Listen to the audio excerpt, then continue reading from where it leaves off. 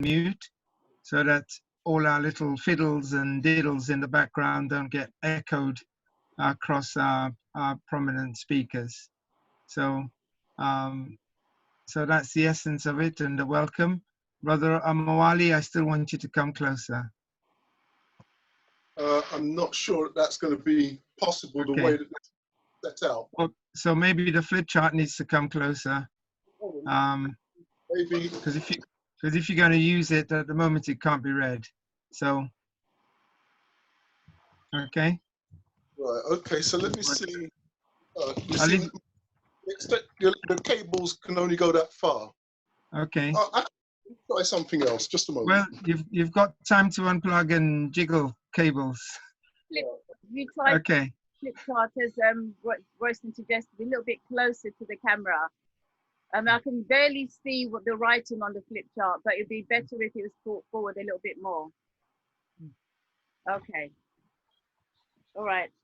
Without further ado, let's move on to our first presentation by our sister Judy of Judy Mind Spa. And Judy's going to be talking about developing emotional mastery in our youth. So everybody, could you make sure you have your pen and your papers so that you can write your questions down to ask Judy after her presentation, and make sure you've got some water with you for your hydration as well. So Judy, the screen is now yours. Thank you very much, Sister Jean. Good, thanks. And just checking, what time scale am I working to? So running about half an hour with about 10 minutes questions. Okay, all right, I'll be well within that. So first and foremost, I am going to... Could you bring yourself more prominent into the picture? Is that possible? Is that prominent? Getting better. Okay, 1 second. Let me just unplug my charger. Sorry, I should have... Yes. How's that?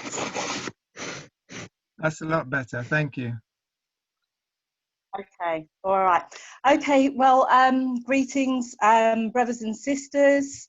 And first and foremost, I am going to give thanks to the Most High and the ancestors for my life experience, because without the life experience, I wouldn't be able to connect to my own emotions and also help other people, other clients, adults and children to connect to theirs. I also give thanks for the opportunity to become a yoga teacher and give thanks to the ancestors for my teachings. So, I'm going to talk today about emotional mastery, developing emotional mastery amongst young people, because now more than ever, young people need emotional mastery to just keep themselves in check with all this chaos and madness around us. So Dr. Muata Ashby might be somebody that you all know, or that some of you know if you're into Kemetic spirituality. He's the expert. And Dr. Muata Ashby said that yoga postures are personalities. Each posture is a personality or a character or a cosmic energy. And he said that when you do yoga, you connect to that energy and then you learn to direct it towards your protection and also your progression. And he had an amazing quote, and the quote goes that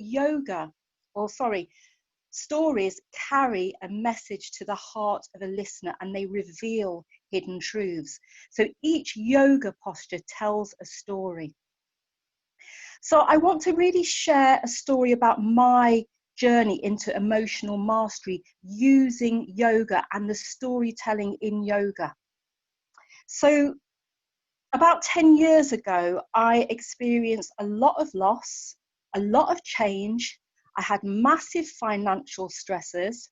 I was in a job with long hours. There was a lot of work-related bullying and some of it very racist. And on top of all of that, I still had to support people.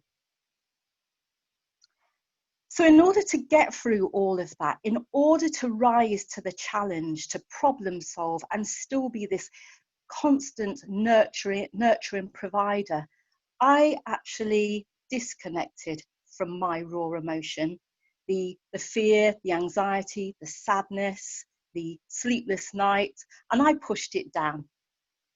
That was not a good idea, because one day the emotions decided to surge up like this volcanic lava overflowing.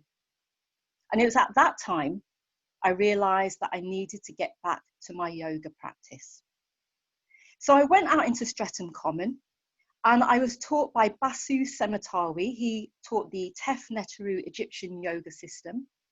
And I was standing in the pose of Hru. It was an upright posture, and I had my arms 45 degrees away from my body. My feet were in a V. And he said to me, he said, "You're riding on the back of Sebek, the crocodile.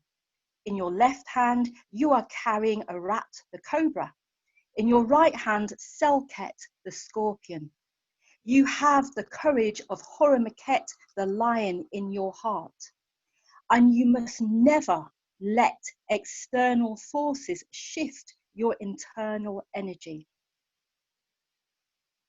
Well, I thought it was a bit weird that I'd be handling this cobra and wondered whether this cobra would bite me. But I actually felt physically energized, empowered, and a determination came from inside of me to actually begin to challenge all of the stresses that I was dealing with, not least the bullying that I was having to address at work. A simple story landed in my conscious mind and then into my subconscious mind, because the subconscious mind loves a good story. And it is our subconscious mind that we operate from.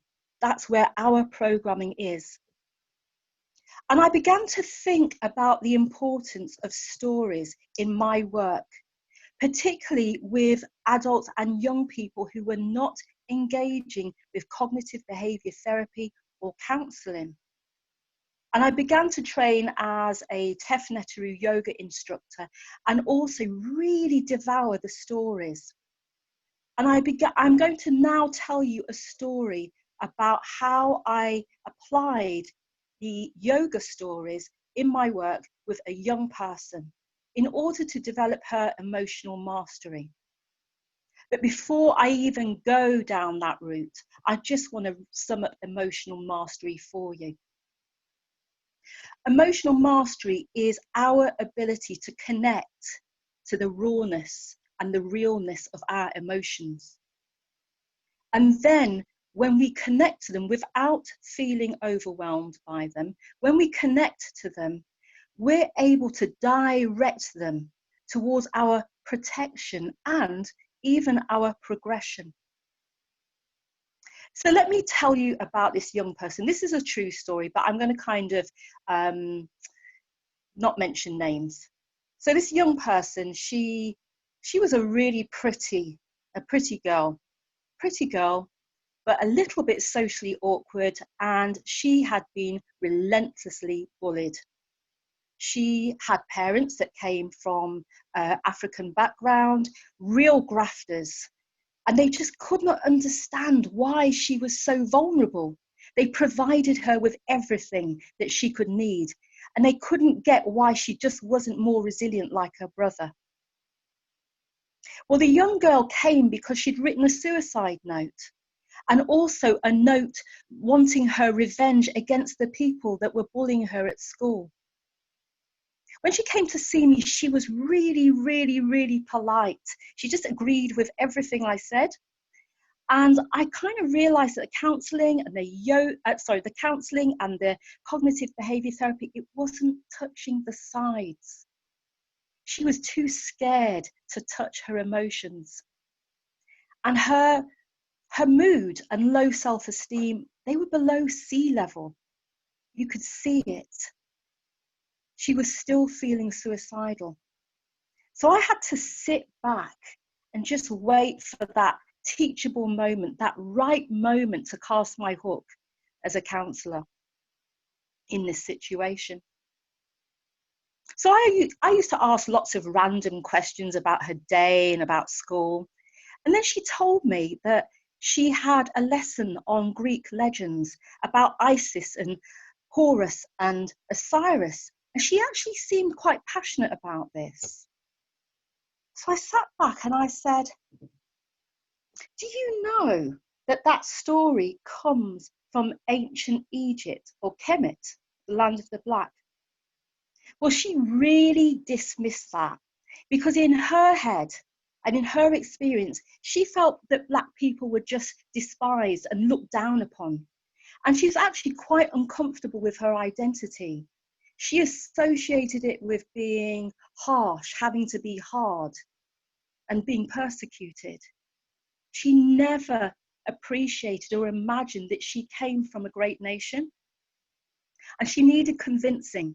So the next week, I brought all the evidence and all the proof to her to show her that actually Kemet had one of the first civilizations, and the story that she'd been taught at school about Isis, Horus, and Osiris was actually from ancient Egypt, Asar, Aset, and em-Hru.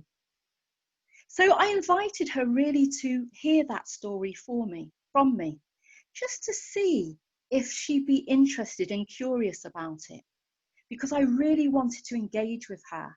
And I had to find a way that was not about counselling, not about cognitive behaviour therapy, because it just was not working with her. So I'm going to really share this story really briefly with you. And then I'm going to demonstrate how it helped her to develop emotional mastery, how it helped her to connect to her emotions, and how it helped her to direct those emotions into a protective and a progressive energy. So there are four main characters, two kings who are brothers.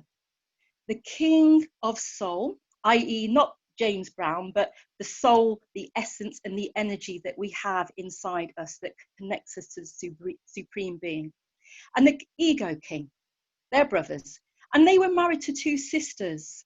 The king of soul, or the soul king, was married to the queen of heart wisdom. And the ego king was married to the beautiful queen of earth. So one day, the Soul King came back from this international trot because he was really renowned for sharing intellectual and spiritual wisdom worldwide. He was hugely respected and a party was held in his honor. Well, unfortunately, the Soul King was not perfect. He had a bit too much wine to drink, and he had an indiscretion with his brother's wife, the Earth Queen. And they had a baby from that union. Well, as you can imagine, the ego king felt betrayed by his brother, humiliated that now his wife had a child from his brother. But he kept his cool and plotted his revenge. The first thing he did is he just said, brethren, come and just step inside of this coffin, just try it for size. The reason being that the afterlife was, belief in the afterlife was a big thing in ancient Kemet, so it was no big thing to step inside of a coffin. So the Soul King stepped inside of the coffin, and the Ego King put the lid, nailed it down, and just pushed it down the River Nile all the way to Syria. Well, everybody began to mourn the loss of the Soul King in the kingdom, but the Queen of Hearts thought, it no go so. Something is wrong here. So she used her intuitive wisdom to find her king, and she revived him with her tears of forgiveness, compassion, and love. And they had a union, and another baby was born. Well, the Ego King was vexed. He felt that justice had not been served, and now his brother had two children. He had not had enough punishment. So in a fit of rage, he chopped his brother up into 14 pieces, and the fish ate one of those pieces. But the Queen of Hearts, using her heart wisdom, her intuitive wisdom, looked for the 13 pieces and put them together again. And she revived him once more with her tears of forgiveness, love, and compassion. Well, the Soul King, because he wasn't fully complete, had to live in the Duat, the realm of the Duat or the underworld, coming up from time to time to teach his sons wisdom. In the meantime, the Ego King declared wars on the sun, absolutely determined to hurt his brother the way he'd been hurt. And the war carried on for years and years. And first of all, the sons were quite innocent, but then they began to become more aggressive. And as is the case with fighting, innocent people get hurt. So just bringing the story to a close now and talking about the girl, the senior gods came down and said, okay, look at what you're doing. Enough is enough. See your kingdom. Your kingdom is about to be destroyed. The progress that you have made as a nation is on hold.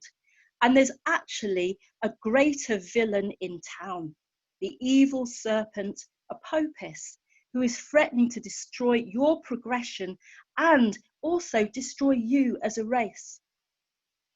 So the Ego King and the two princes joined forces to fight the evil Apopis. The Ego King was great because he had the brute force, and the two princes were great because they were the brains, they were the strategy. So let me bring it back to emotional mastery and this girl. Every now and then I would tell this story really dramatically, pause for effect, and say to her, what do you make of how the Ego King felt? Yeah, I felt quite angry when I've been let down and betrayed. How do you feel? And what do you make of the Queen of Hearts, putting the pieces of the soul together with love and wisdom, compassion? And I would keep on asking her these questions and inviting her to contribute. And then I would ask her, and how do you feel? And she began to tell me her story and connect to those feelings of sadness and anger and rage. The sadness and anger and rage that she felt when she was bullied. The sadness, anger and rage that she felt almost kind of picked on by her own family for not being tough.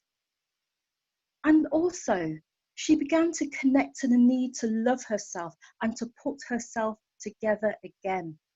And we began to think in practical terms how she was going to do this. Now, I make this a lot easier than it actually was. This happened over a series of sessions, and I had to really tell that story to her in a very slow, methodical way, and just be very naturally curious with her and not force the issue. But she began to connect to her emotions through storytelling. Why? Why would a story have that power? Well, let me tell you something. A good story has distractibility. Sometimes when people are overwhelmed, they need to put those overwhelming emotions aside and actually just connect to somebody else's story. How many of us do that when we watch a film or a soap? So distractibility. A good story that supports emotional mastery has to have relatability. You know, characters, human beings are fundamentally flawed, and the characters in this story were fundamentally flawed. However, they were likable in their own way, and you could understand their emotional distress. And when that happens, it gives you permission to actually be emotionally involved, to get it wrong. The character, thirdly, the story has to have redeemability. In other words, there has to be hope. there kind of has to be a happy ending after the struggle, and the hope that, just like the Queen of Hearts, you can put yourself together again. So that was the storytelling and the power of storytelling that I used with this young person. But this is no big thing. We are a nation of storytellers. Whether we're talking about the griots in West Africa, whether we're talking about the Assyrian mysteries that come from ancient Kemet, 20,000 years BCE, whether we're talking about the great poets like Claude McKay, the great authors like Toni Morrison, the great rappers like KRS-One, Public Enemy, even the great grime artists like Bugsy Malone, often a story, his life story, I use for older clients. We have the power of the spoken word that hits the conscious mind, that goes into the subconscious mind where our programming exists, and then into the heart. And when we have those combined energies, we can make changes to the way we think, changes to the way we feel, changes to the way we act, and we can channel this emotional energy into something that's protective and something that is progressive. And right now, when we're listening to stories of George Floyd, may his soul rest in peace. When we're listening to stories about our traumatic history, we need emotional mastery. And just to close out now with Dr. Muata Ashby's quote, stories, they carry a message to the heart of listener, and they reveal hidden truths.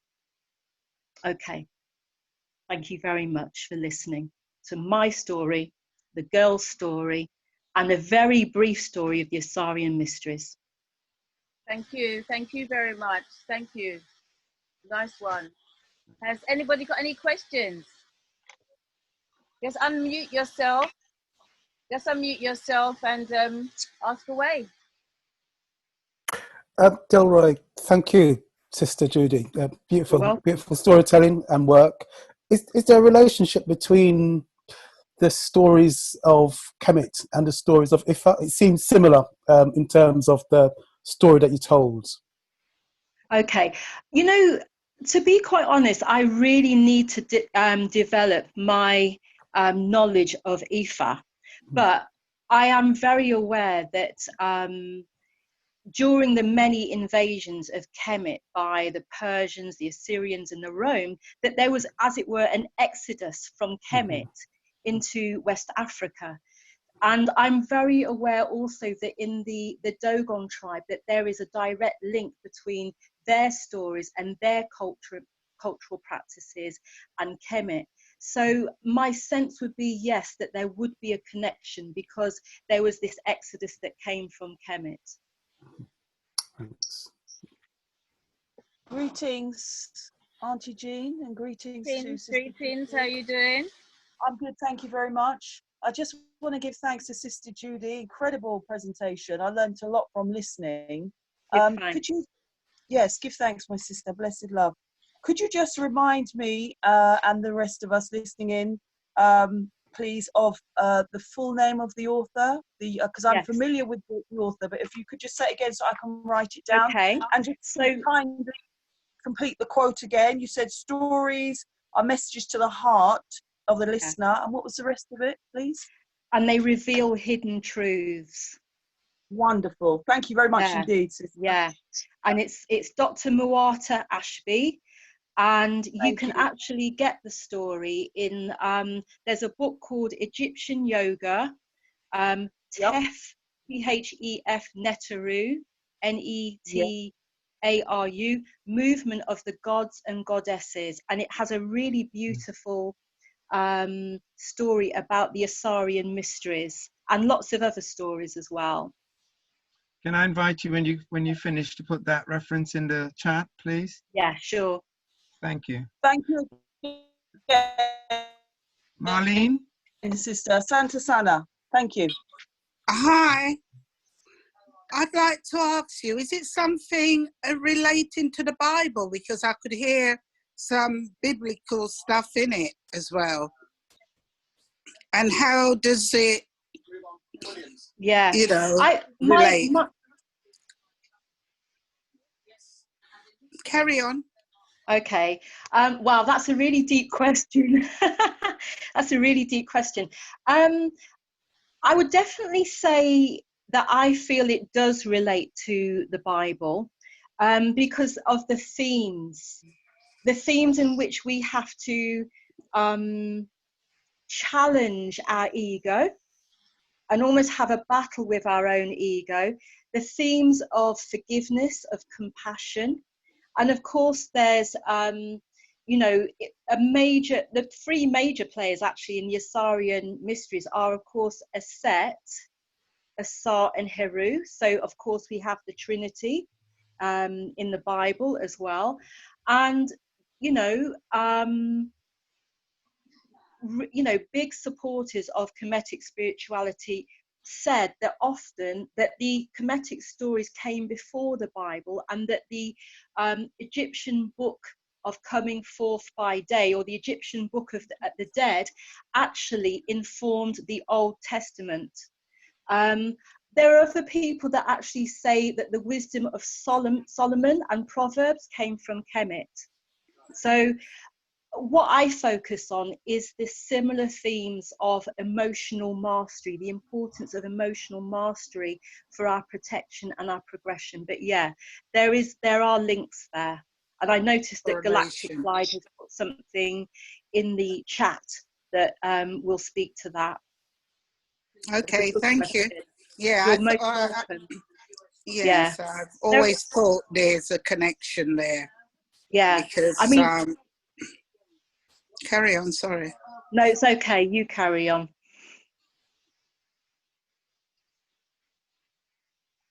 There is a connection, and I mean the resurrection and even the flood was told in, you know, the hieroglyphs in the tombs and the pyramids of Kemet. But yes. Yeah, because it's as if they took some of the story from Kemet and put it into the Bible. That's what I felt. Yeah. I've understood it. Yeah. Okay, thank you. You're so welcome, and good question. And as I remember now, I think there were a group of Jewish people from Kemet that actually wrote the Dead Sea Scrolls. So it really shows an intrinsic link there between Kemetic myths and the Bible, or certain parts of the Bible anyway. Okay. Thank you, thank you. Cliff, I noticed that you unmiked for a bit. Did you want to ask a question, Cliff? No? Can I just ask one more question, please, Auntie June? Do you do this work in groups, Sister Judy? Because I mean, do you work as groups when you use this tool of storytelling, or you always do one-to-one? Both, basically. Both. Yeah. And sometimes what I like to do is the yoga with it as well. So I tell the story, and then I get people to actually do the em-Hru yoga sequence, so they can really, because the idea behind that is that you embody the qualities and the characters of those stories. And that's, you know, beneficial for the psyche. Through that embodiment, you actually develop emotional mastery. So I tell the stories separately, but ideally I like to do the stories and the em-Hru Egyptian yoga sequence as well, so they really internalize it in the way that I did, actually. Yeah. Okay, thank you. Thanks. Cliff, did you want to ask a question?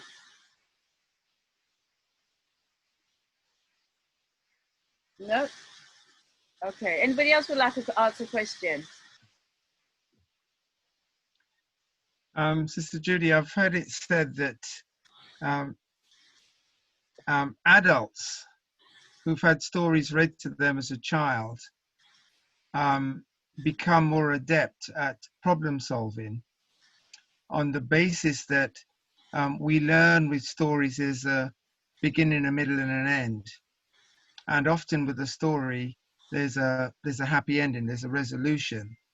And the process of reading stories to a child means that when we become adults, whatever is going on, we know that there'll be an end to it. So we've already got the template of solutions. But if we haven't had stories read, we often don't know what's coming next, and therefore can implode in some way. Do you have a comment on that?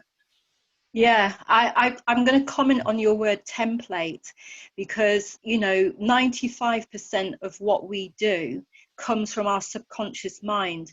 So if we have been programmed to see ourselves as the victims, as inferior, as poor copers in life, we're going to live out that program.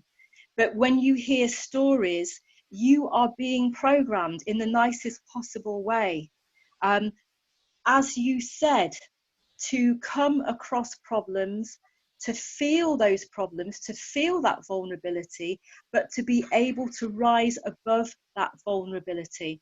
And although at that moment in time, you're not thinking to yourself, oh, well, when I grow up, I'm going to be a great problem solver.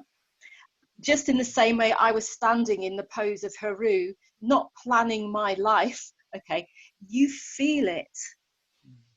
And your mind is processing it in ways that you don't quite understand, because as Dr. Muata Ashby said, it reveals hidden truths.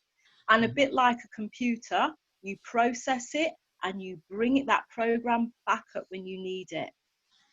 So yeah. Okay. Relevant research. Thank you. Thank you very much. Thank you. Thank you, Judy. It doesn't seem like anybody's got any more questions. Last chance. Okay. All right then. Thank you very much for your presentation. Thank you. Absolutely wonderful. Thank you. Thank you. You're welcome. You're welcome. Thank you, everybody, for listening to the story. Well done. Wonderful. Okay.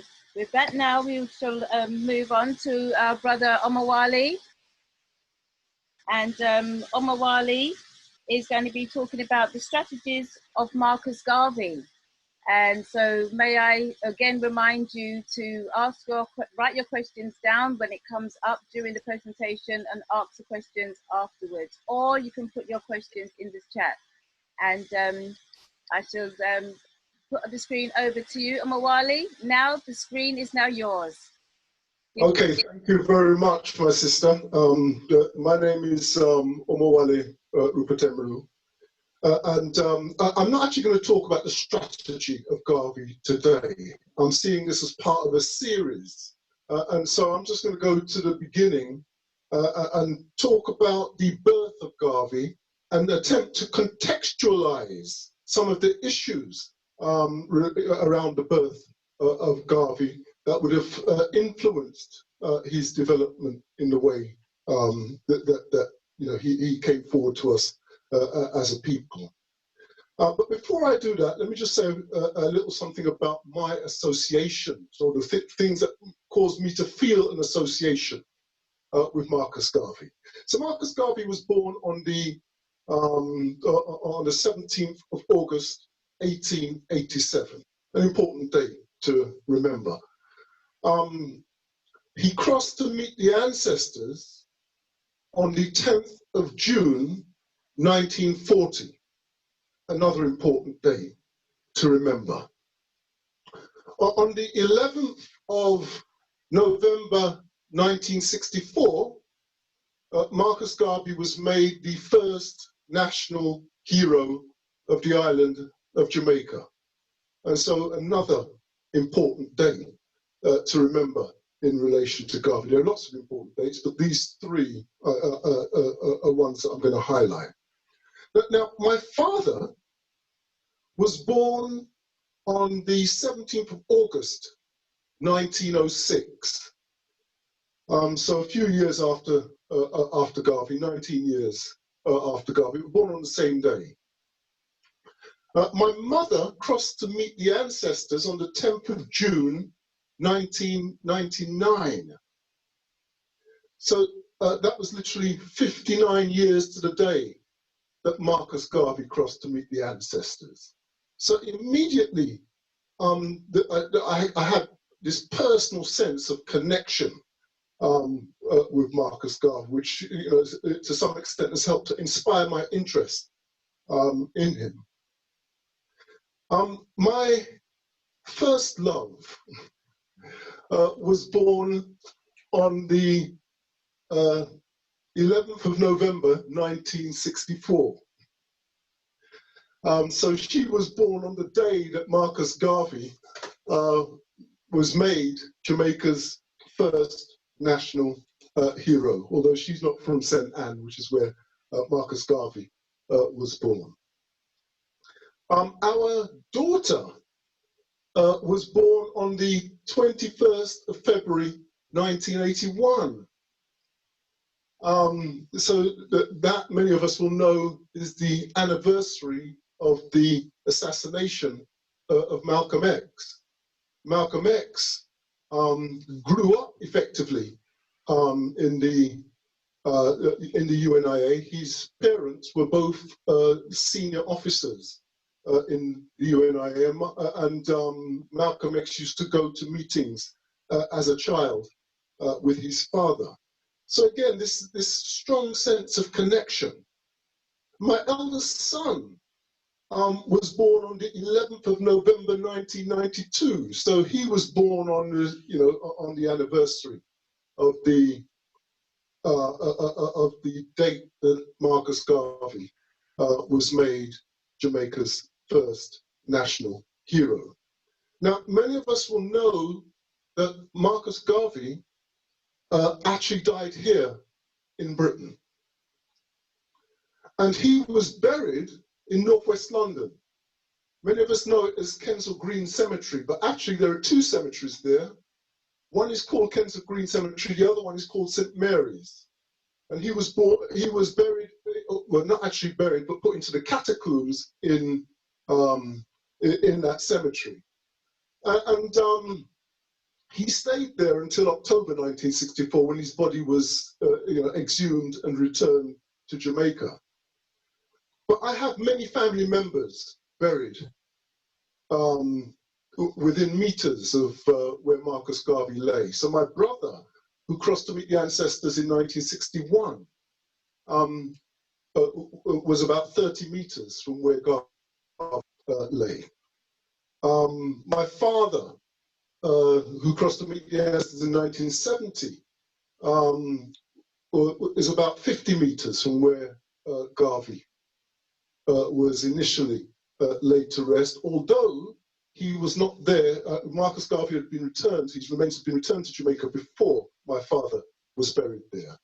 And within a 150 meter circumference of where Garvey was initially laid to rest, I've got more than a dozen family members buried in that place. So when I go to visit my own family members in that cemetery, I make a point of also visiting the place where Garvey was initially laid to rest. My connections with Garvey, a bit more on the political side, actually there are a couple of other, on the political side, really starts with a now defunct organization called the African United Action Front. And along with a number of people within the community, I was the co-founder of something called the Marcus Garvey Organizing Committee, which was a subsection of the African United Action Front. I've also founded the Pan-African Society Community Forum. I'm the founder and the director of the Pan-African Society Community Forum. And I am the founder of the Marcus Garvey Annual Memorial lecture. The lecture, when I devised it, was outwardly a commemoration of Marcus Garvey. But inwardly, it was a commemoration of my mother and my father because of their close connections with Marcus Garvey. And what is ironic is that my first grandchild crossed to meet the ancestors on the 8th of June 2009, a year before the inaugural Marcus Garvey Annual Memorial Lecture. And so I remember my child within that context. And the day before the inaugural Marcus Garvey Annual Memorial Lecture, my nephew was stabbed to death on the Askew Road in West London, Shepherd's Bush, West London. So there are many things, and there are many more, but those are some of the key things that draw me into feeling an affinity and an association with Marcus Garvey, not least that my village also had a branch of the UNIA, or it's actually called a sub-chapter of the UNIA. So I've just said that just to give you some sense of how I feel a level of connectedness with with Marcus Garvey and the legacy of Marcus Garvey. Now, all I'm going to do today is just try to contextualize the birth of Marcus Garvey. So going back, he was born in St. Anne, Jamaica, on the 17th of August, 1887. And this is a very significant time. If we're to understand the man, we must understand the influences that were acting on him and others in that era. So if we go back to the year 1834, in the island of Jamaica and the other islands colonially linked to Britain, there was a notion that slavery had been abolished in that year.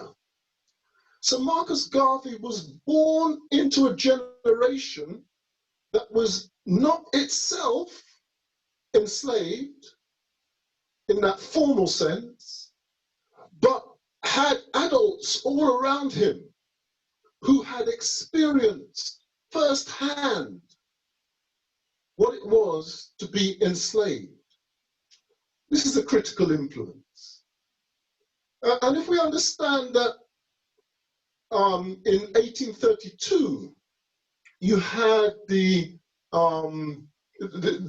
rebellion led by Sam Sharp, which effectively led to the removal of this notion of slavery from the British Constitution. We then are in a position to see that Garvey was born in the shadow of greats like Sam Sharp. But also on the island of Jamaica, you had in 1865, the uprising which was led by Paul Bogle. Garvey was born in the shadow of that uprising. So we were not content, even though there was this notion that slavery had been, quote unquote, abolished, we were not content. We were rising up. We were challenging the wickedness of our circumstance. And it's also to understand that Britain says one thing, but if you go to US Satan, for instance, in US Satan, they say that they abolished slavery in 1865. So Britain says one thing, US Satan says something else. Now, 1865 is just a little bit before Garvey's born. So you've got the activities of Paul Bogle you've got US Satan claiming to abolish slavery just before Garvey is born. But if we look at the history of the enslavement of our people as it's told by our imperialist enemy, they tell us that slavery was abolished in Brazil in the year 1888. Garvey was born in 1887. So Garvey was born in the era of official enslavement, even though on the face of it, it was not practiced in the island of Jamaica. White men speak with forked tongues, so we have to take some of what they say with a pinch of salt. The other thing that's interesting is this, is that Amilcar Cabral, one of our great revolutionaries, informs us of ships with kidnapped African people intercepted on their way to Brazil in the year 1912. So they were telling us that slavery was over. They were telling us that the trafficking of African people was over. And 1912 is almost 100 years, is more than 100 years after Britain claimed to have abolished it. So, you know, all of this does something to paint some of the context of what was going on at the time when Garvey was born. So the whole legacy of slavery was putrid and fresh in that sense when Garvey was born. It existed and it was enacted officially against African people when Garvey was born. And the natural tendency of African people at that time would have been to resist in the best ways that they knew how. But also what was happening at that time. In 1884 to 1885, there was something called the Berlin Conference. I won't go into the Berlin Conference in any detail for the purpose of this discussion. But in essence, the Berlin Conference was a conference of thieves. It was a group of Europeans, mainly Europeans. And when I say Europeans, I include the Europeans that stole stole the Americas and turned it into US Satan, stole it from the American Indians. You know, they sat around a table and they literally drew lines over a map in a man's dining room. The man whose house it was somebody called Bismarck. And his address was 77 Wilhelmstrasse. I've had the opportunity to go there and see the place for myself, or the building for myself, where they sat down and carved up Africa. And they agreed between them stealing zones, so that they would not have to war amongst themselves over the riches of Africa. Now, there's much more to explain about the Berlin Conference, but to keep things brief, I won't go much further than that, and if people want to ask questions, please feel free. The other thing that was happening at that time was that we were resisting. So it took us time to orientate ourselves, but by 1900, what you had was the PAC, the Pan-African Conference. Now we've got to be clear, it was the Pan-African Conference. It was not yet the Pan-African Congress. The Pan-African Congress, the first Pan-African Congress would come about in 1919. But in 1900, under the leadership of Henry Sylvester Williams, we had the first Pan-African Conference held here in London. So this was actually held in London, over in the borough of Westminster, in their town hall over there. So these are things that we can even examine for ourselves, many of us, because much of this history is actually local to us. And what the Pan-African conference represented was African people organizing themselves on the diplomatic front for self-defense. So there was a diplomatic wing to our self-defense, and many in the diaspora began to get engaged with the diplomatic wing of the self-defense. But let me say this, that at that conference, it was not just a diaspora activity as some people tried to present it. Ethiopia was present. Liberia was present. So African independent nations at the time were present. Haiti was present at that first Pan-African conference. It's important to understand that those were the leading African nations in the world at the time, the three that had independence, that were leading the way to try to create an environment of independence for African people across the world. So that was a diplomatic initiative that was ongoing. But there were also military initiatives that were going on around that time. So in 1900, just to give one example, in 1900, you have the Ashanti Wars, where the British enemy came to what today is called Ghana, to Ashanti land in what today is called Ghana. And they had the impertinence to demand the golden stool, the symbol of the nation, the spirit of the nation. They had the impertinence to demand this.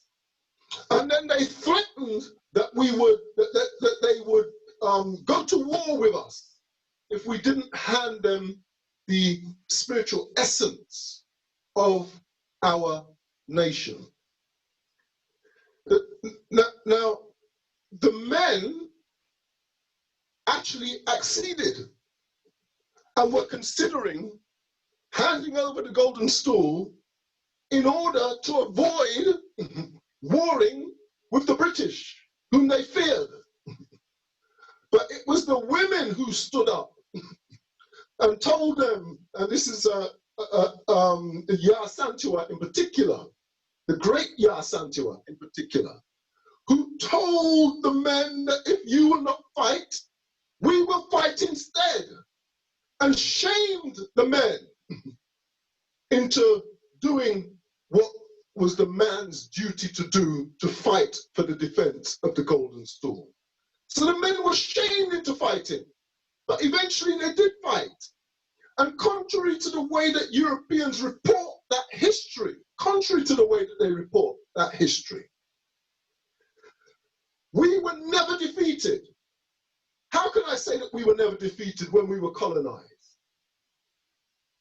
The reason we were never defeated is that you do not, in order to assess the outcome of a war, you look at the war aims, you look at the objective. The objective of the British was to get the golden stool. And even though they got the land, even though they got all kinds of other things, even though they killed many of us, even though they sent some of us into exile, even though they did all of those kinds of things, they did not achieve their objective. They did not get the golden stool. They did not get the spirit of the Ashanti nation. They did not get the heart of the Ashanti nation. And so logically, in military strategic terms, it meant that we won the war. It's important to understand that we won that war, even though in many circumstances, it looks as though we lost.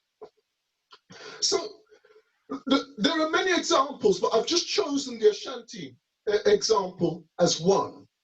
So what we had was a situation where we were resisting slavery in whichever way we could. We resisted it so well that we forced them to admit that they were abolishing slavery. In fact, we are the ones that abolished slavery, but we forced them to admit the abolition of slavery. And then they switched their attentions to our motherland in order to colonize our motherland. And we resisted there too. There are many wars that were fought. I haven't even mentioned Melanek, for instance. But that's another example on the eastern side of the continent where we resisted the imperialist and colonialist incursion into our land. So all around the continent was war emanating from this 1884, 1885 Berlin Conference, where the Europeans agreed how they would fight us without fighting among themselves. Now there's one other point that I'm going to share in relation to this, and it's this, that what was also going on at that time, and this is vitally important, is that there was an industrial revolution. The industrial revolution was taking place at that point in time. We can date it roughly 1870. You know, historians will play around with the dates a little bit, but 1870, I think we'll get a reasonable amount of agreement on the date 1870.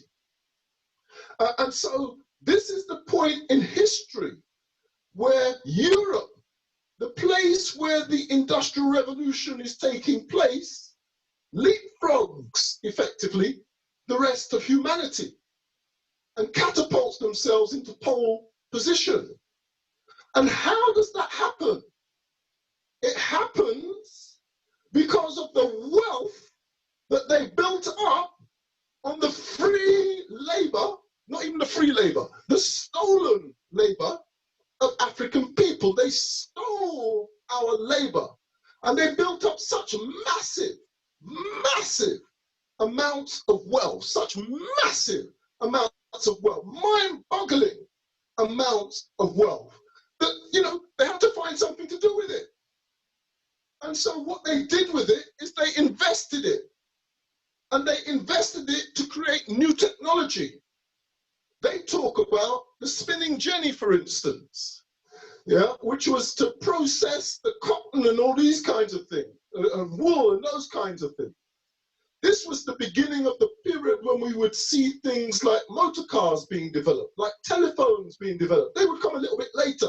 But the essence was that the factory, the thing that we understand for mass production, was born. And it was born on the back of the enslavement of African people. And the only way that they could sustain their pole position in the world was to have control of Africa. And this is what the Berlin Conference was about. This is what the wars in Africa was about. They needed to control Africa, the richest land in the world, in order to secure themselves in pole position in the world.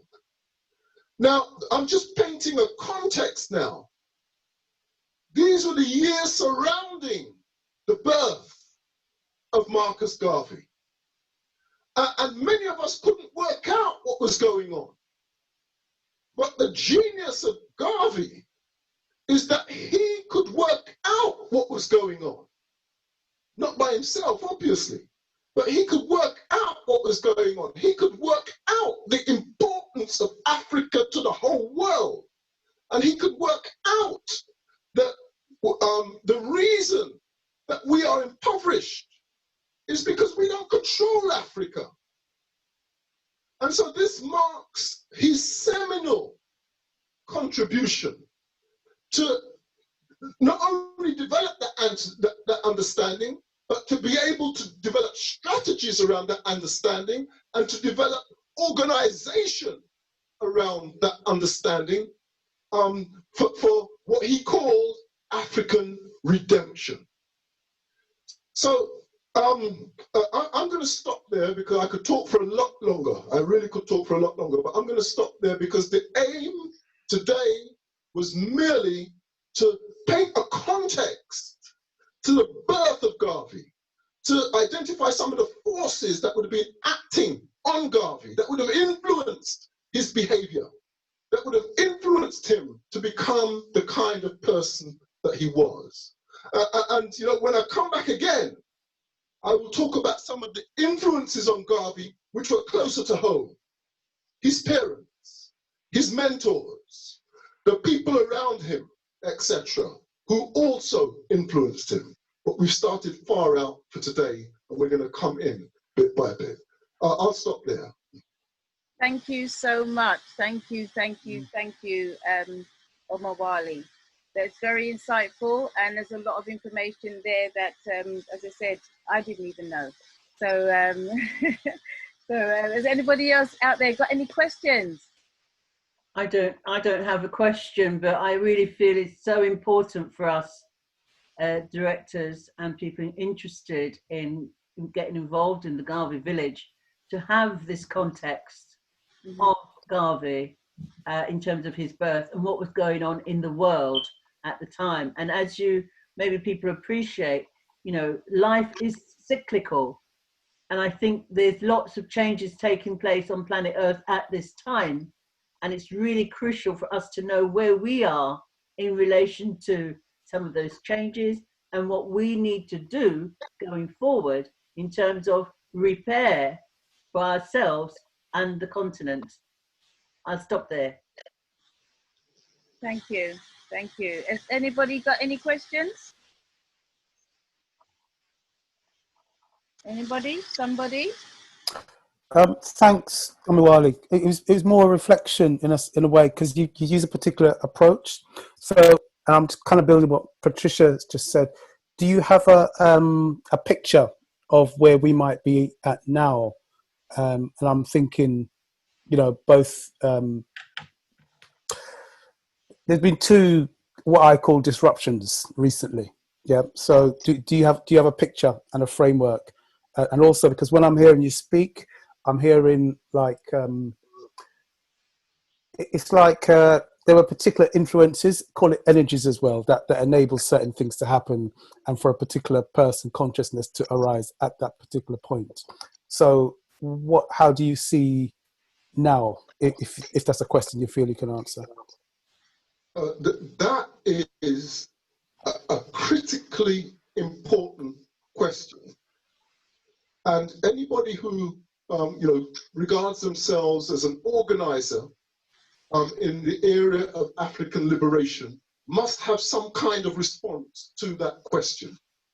This is the central question of our time. Now, I have ideas on that. It would take me maybe the best part of an hour to explain those ideas properly. So I'm not in a position to, in the 5 or 10 minutes that we have, to do justice to your question. But what I can say is this, is that on this coming Tuesday, I will be speaking to the very point that you have raised. The very point that you have raised. I'll be giving my response to the question that you have raised in a presentation which is Africa is the Future. I would ask you, if you can, to please join that presentation. I think it's Tuesday at 7 o'clock. If you subscribe to the YouTube channel, I'll give you the channel, it's a YouTube channel, and the YouTube channel is called Ukombozi. Ukombozi is the Swahili word for liberation. UKOMBOZII.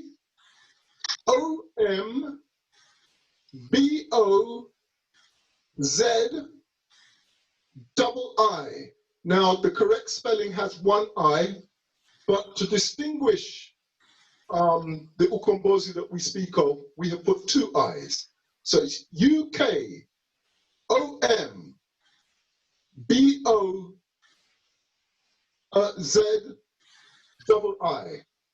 space PASCF. Ukombozi space PASCF. If you subscribe to that YouTube channel, you will be in a position to be able to listen to the presentation on Tuesday, and I see no reason why that presentation won't stay up if you're not, if you're not able to view on Tuesday.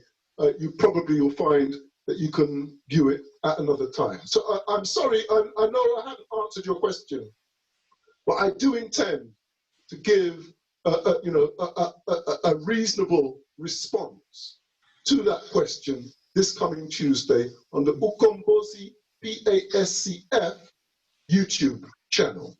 So please subscribe and please tune in. Mm-hmm. Thank you. Thank you. But your question is the most appropriate question, my brother. Most appropriate. Greetings. Could you put the information in the chat for us? Can I put the information that you've just given us in the chat? Now you're testing my technological abilities. Greetings, Auntie Jean. Could I make a contribution, please? Yes.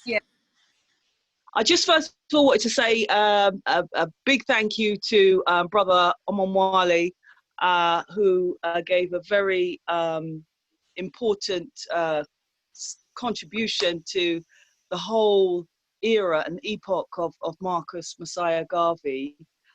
Whilst I haven't got a question, because I will be tuning in on the Tuesday channel, I just wanted to share with the listeners, and also to Omowale, in the sense that I understand exactly what he means in terms of that personal spiritual connection. Certainly it was a friend many decades ago who advised me to read Marcus Garvey as opposed to Karl Marx, and I'm always grateful for him introducing me to the philosophies and opinions. And within the philosophies and opinions, that there was reference to so much wisdom in that book, but one in particular that I know Omowale knows about this. I'm not sure if the other listeners do. I know one or two will, but I'll say so anyway. It's 100 years in August 2020 since the UNIA and ACL gave to the African peoples the Declaration of Rights.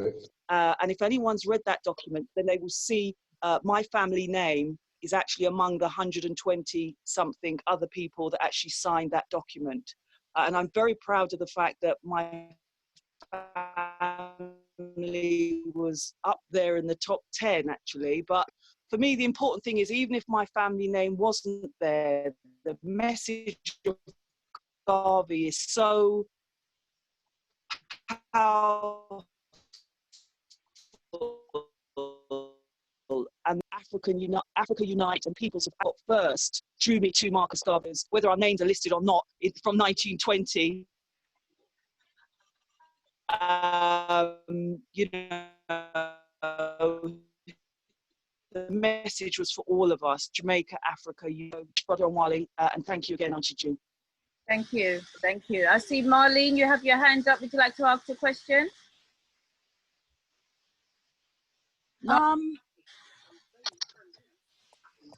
Omowale? Yes, warmest greetings to you, my sister.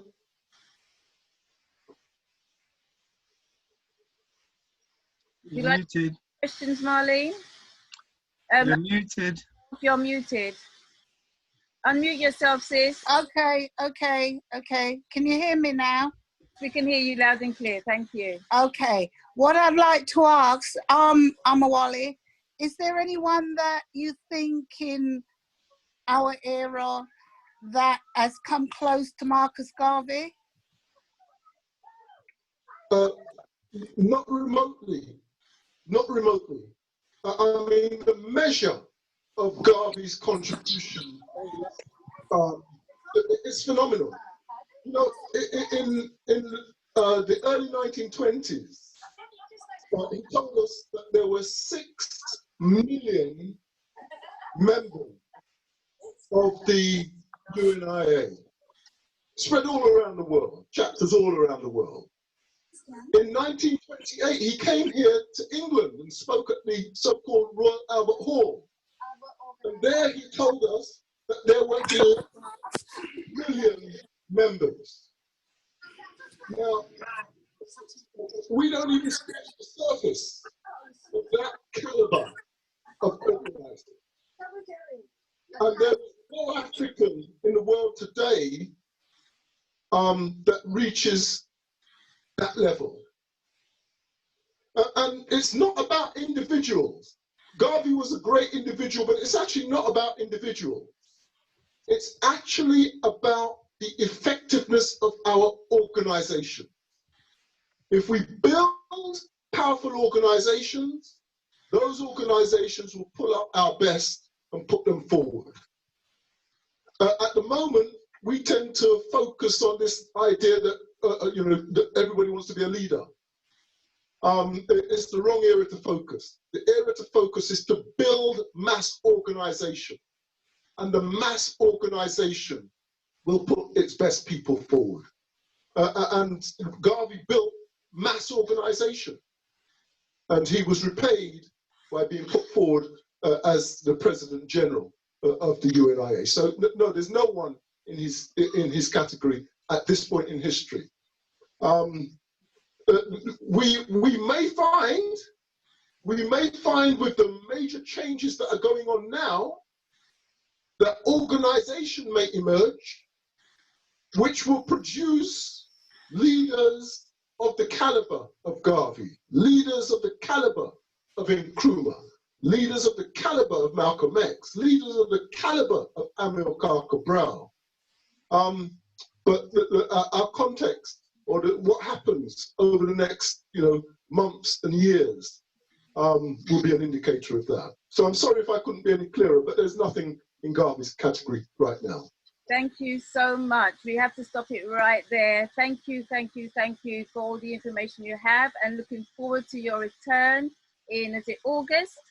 So yes, looking forward to that. So big thank you. Thank you very much.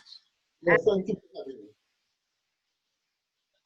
I didn't hear, but thank you. Thank you. We're going to go on for a break now. So Royston, it's over to you. Thank you. So we're going to have a 10-minute break. I'm just going to play a clip from Anne Garvey, one of the Anne Garveys, and introduce you to a bit about her life.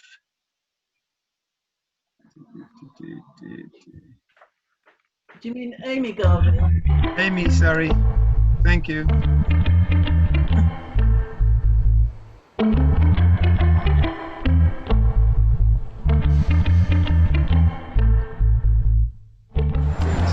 The significance of number 1 Bassett Road is that it's a building that was owned by Amy Ashwood Garvey, a Pan-Africanist who worked in this area of London. She seems to have been born with a flair for activism, with a flair for concern for other human beings. The legacy of Amy is a proactive legacy, one of self-organisation of people of African descent, as well as being committed to unifying people of African descent with other oppressed peoples. She was also the first wife of Marcus Messiah Garvey, one of the greatest Pan-Africanist leaders of our time.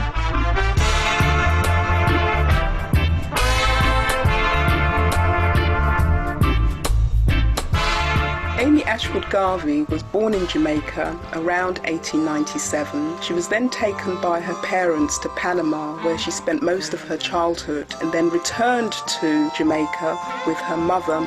As a child, she would take from her mother's kitchen and give to poor kids who lived in the neighborhood. Amy came from a very well-respected middle-class home. She went to a private school, Westwood High. The school's very important because it was a school that was set up by Reverend William Webb, particularly for girls of all races. It was a challenge to the status quo of the time because dark-skinned girls like Amy would not have been welcome to such an education. Mrs. Webb, who was the wife of Reverend William Webb, told her that her poor people in Africa were suffering under heathenism and slavery. And this was news to Amy. She had no knowledge of Africa. She had no sense of being part of a wider African global community. She wrote her father, who was in Panama, and asked him, what was this all about? And he hurried back to Jamaica and took her to see her great-grandmother, Granny Dabbus. And this great-grandmother is important because the great-grandmother was born in what is now Ghana in West Africa. The great-grandmother had been captured and enslaved, brought across the Atlantic to Jamaica as a young girl. Her Ghanaian name was Wahima. She was fiercely proud of the military prowess of the Ashanti people and fiercely proud of her history. And this was a pivotal turning point in the racial consciousness of Amy. It made her proud to be an African thereafter. Africans who were conscious began to think, hold on, we're not just Negroes whose history begins here, off the plantations in this new world. We actually come from a long tradition. They could often tell because they had with them bits of language, bits of musical practice, bits of dance, bits of African religious practice that reminded them, that told them, gave them the authority to know, actually, we're African. Many years later, Amy actually went to West Africa, to Ghana, and was able to trace her ancestry based on bits of information that Granny Dabbus had given her. She was able to trace her ancestry all the way back to a village called Daman. When Amy was growing up, Jamaica was still a highly racialized, socially divided society as a result of the legacy of slavery and the prevailing colonial system in Jamaica at the time. Amy Ashwood was a debater and often attended debating meetings in Kingston, Jamaica. To paint a picture of Amy Ashwood, one should think of a woman who was 5'1" in stature. She was hauntingly beautiful. She had impeccable dress sense. She was a captivating and charismatic speaker who was able to hold an audience in the palm of her hand. She was a very bright woman, articulate. She was a great debater. She had a flair for, for public speaking and so on. Amy met Marcus Garvey in August 1914 at a literary and debating society in Kingston. Garvey met her, or at least saw her, while she was acting as the principal speaker in a debate. She was only about 17, but Garvey was so impressed by her speaking ability, her poise, her breadth of knowledge. She was very unaware that the man in the audience who was supporting her position was Marcus Garvey until she went to the tramway, and it was then that she realised that he was the man who had been encouraging her and defending her during her talk, and actually declared that he was Napoleon and she was his Josephine. And that made a significant impact on her, and that's when the romance began between the two of them. Garvey is somebody who says to Africans, raise yourselves up from under European white racism and imperialism and colonialism. Don't depend on the white man, if you like, to raise you up. Raise your black selves up. And if you want to raise your black selves up, remember that you have a history. Look to Africa. If you look to Africa, it means you raise your head, you stop thinking, I'm just somebody who has no history, but I have traditions, things to work off. And that is the big thing that Garvey does. And that's the essence of Pan-Africanism, that African communities worldwide had much in common, historically, culturally. They had a common struggle for empowerment, especially in those days, that's early 20th century, when the majority of the African race was still colonized. The Garvey movement sought to uplift the downtrodden and oppressed African people worldwide. He believed in what he called race first, that people should put their racial self-interest first. So Garveyism comes to be the most important ideology that diasporan Africans in the Caribbean get to hold on to. Amy Ashwood Garvey was a very active Pan-Africanist in her own right, not just in relation to her life with Marcus Garvey. They were ideological soulmates right from the beginning of their meeting. They had a common love for Africa. She was one of the very first members of Garvey's organization. And for the first couple of years or so of that movement, the two of them crisscrossed Jamaica. Amy played a critical role in the UNIA in terms of organising it, mobilising it and increasing its membership. To this day, it remains the largest international African organisation in history. There were chapters of the UNIA, his party that he formed, in Africa, in North America, in Latin America, in the Caribbean, in Europe. It's extraordinary. And Amy Ashwood Garvey is the person alongside him who founds it, who plants the first seed. She also subsequently became one of the directors of the Black Star Line Shipping Corporation, which again was established by the Garvey organisation with the aim of transporting people of African origin to Africa. She helped him to start his famous newspaper, the Negro World, which became the most widely circulated newspaper, black newspaper, in the entire world. The Negro World newspaper was the ideological mouthpiece of the UNIA. Amy wrote articles in which she sought to connect African people in Jamaica to African people on the continent. And she became his fiancée shortly thereafter. Amy and Marcus had a long period of courtship, around 5 years, before they finally got married on Christmas Day 1919.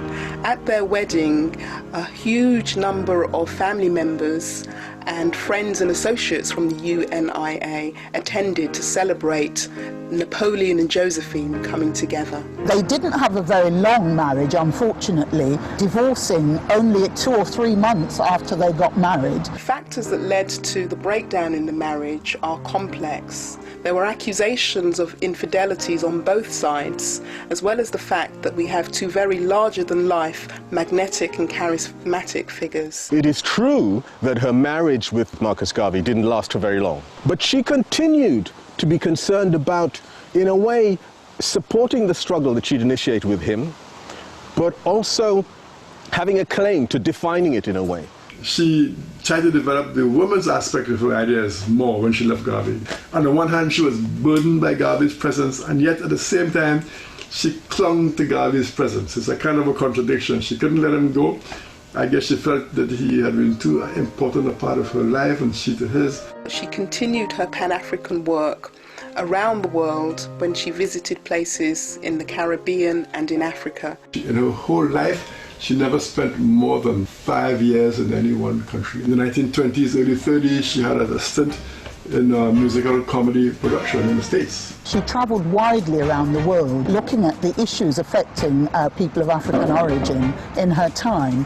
When Amy arrived in London around 1932, the social facilities and services for black people were very scarce. She set up a restaurant at 62 Oxford Street, and she also ran a nightclub very near to Carnaby Street. She called the club the Florence Mills Club, named after a famous African-American entertainer who died at a very young age, a few years earlier. Now, Amy in the 1930s was part of, one of the most important Pan-African cadres anywhere in the world.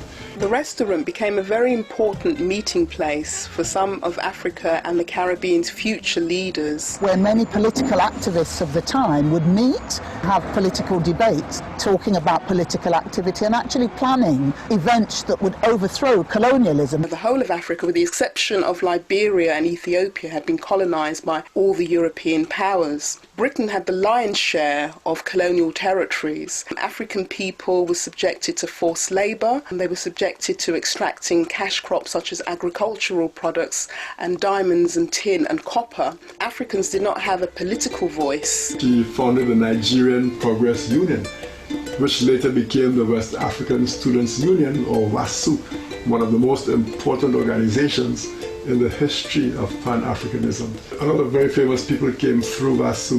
em-Hru was a president of WASU at one time, and many other people like that. And Amy founded it in 1924. We must realize that from now on we are no more a colonial, but a free and independent people. She later went on to set up a boarding house at number 1 Bassett Road in Ladbroke Grove.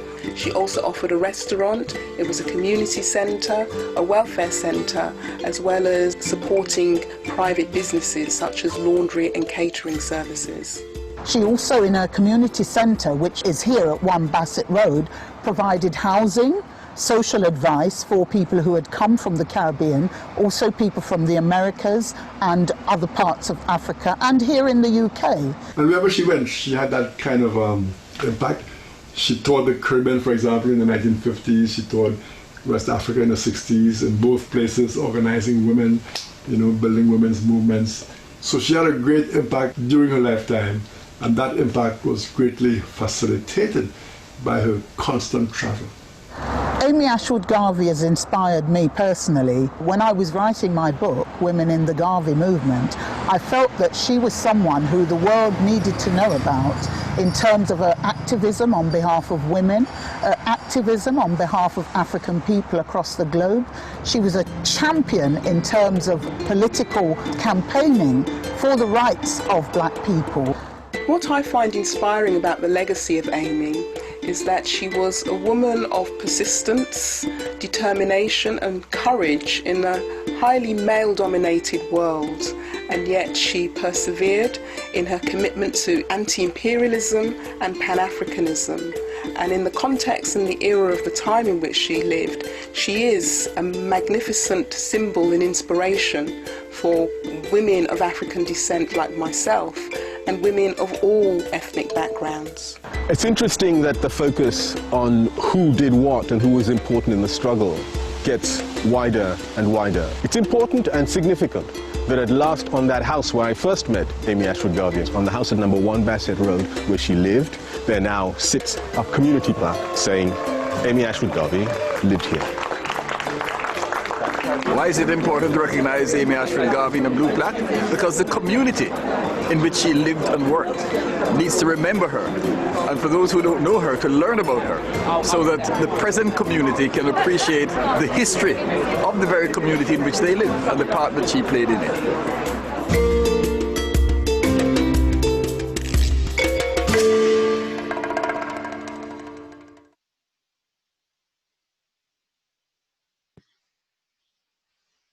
Thank you. That was wonderful, and it was good to see Queen Nzinga. And Queen Nzinga wrote the book Women in the Garvey Movement. So for those who are interested in to find out the Women in the Garvey Movement. Thank you, Royston. All right. Okay. Properly. Royston, is it possible to get Omowale into the chat? Sorry? Is it possible to get Omowale into the chat? He's not in the chat, so you can't actually send him messages. That's on his device. That's his That's his device. He has to he has to do that. Omowale? Auntie Jean, can I ask a question? We have to move on to the next presenter.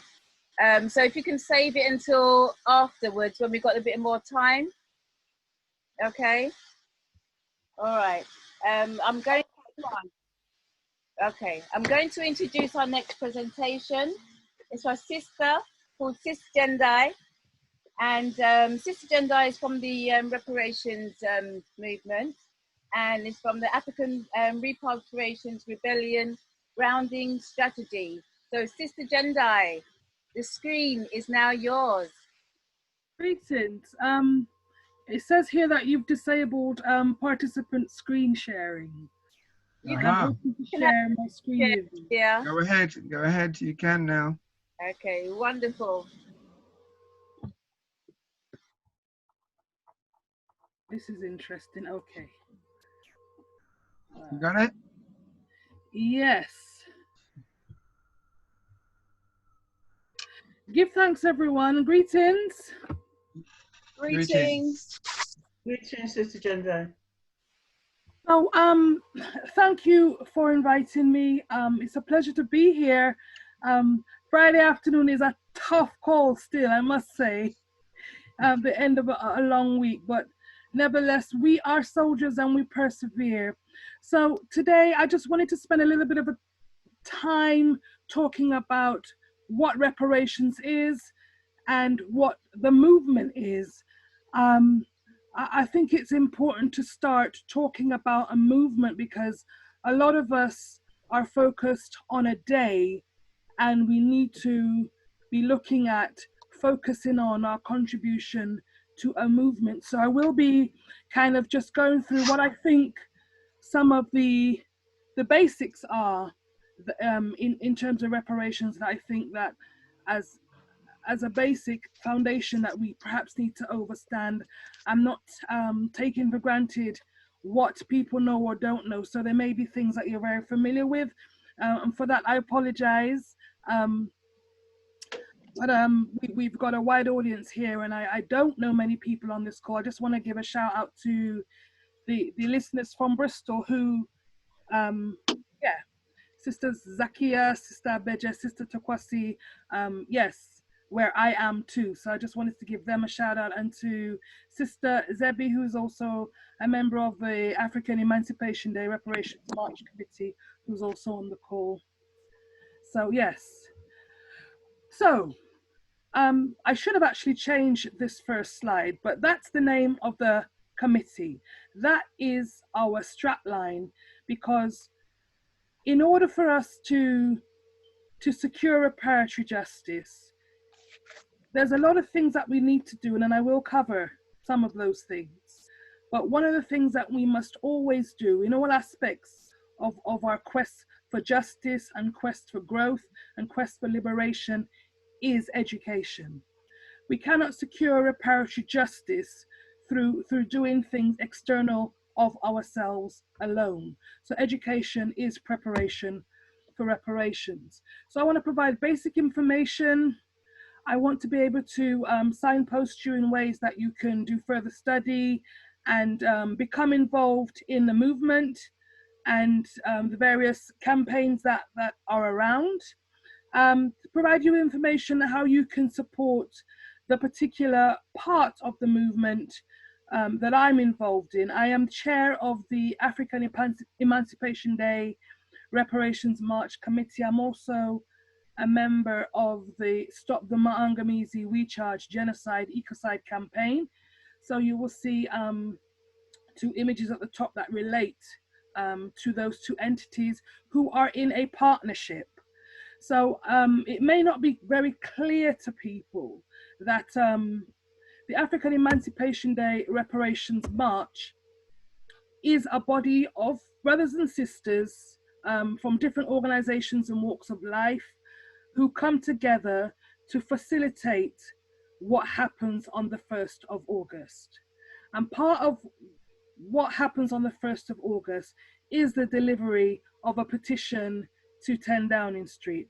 And that is part of the work through our partnership with a separate organizing structure called the Stop the Maangamizi We Charge Genocide Ecocide campaign. So you've got the March Committee on one hand, logistics and administration of a day's event is their primary focus, with obviously promotion and education around that. And then you've got the wider Stop the Maangamizi campaign, which is an international campaign across 3 continents. And I probably will say that again later as we move forward. Just to give a basic definition of reparations, it means to repair harm, to make amends for injury done, put right that and with what has been wronged, and restored and restoration to a good, if not great, and original, possibly, condition. So that's what it means. It means to repair. It doesn't mean one thing. And there are several routes and several mechanisms around how reparations is secured. We don't like to talk about it being given. We like to talk about it being secured or being taken, to emphasize our own people's power and need to exercise our own people's power in that process. So in terms of reparations, we also have the conceptual definition from Chinwezu, and I'm reading it because I know a lot of people aren't on camera, so they may not be seeing this, even though they may have access to camera. So Chinwezu, Professor Chinwezu talks about the most important aspects of reparations is not the money the campaign may or may not bring.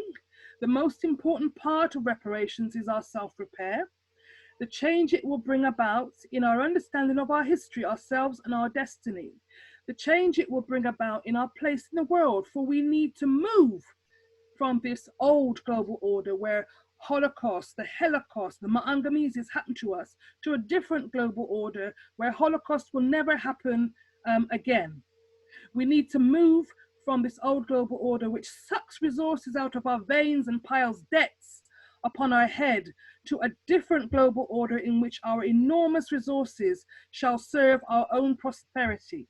We need to move from this old global order which is permeated with Negrophobia, also known as Afrophobia in this time, which is a fear of Africans and all things African, to a new global order that is cleansed of Negrophobia and Afrophobia, one where we would live in dignity and equality with all other races and people of humanity.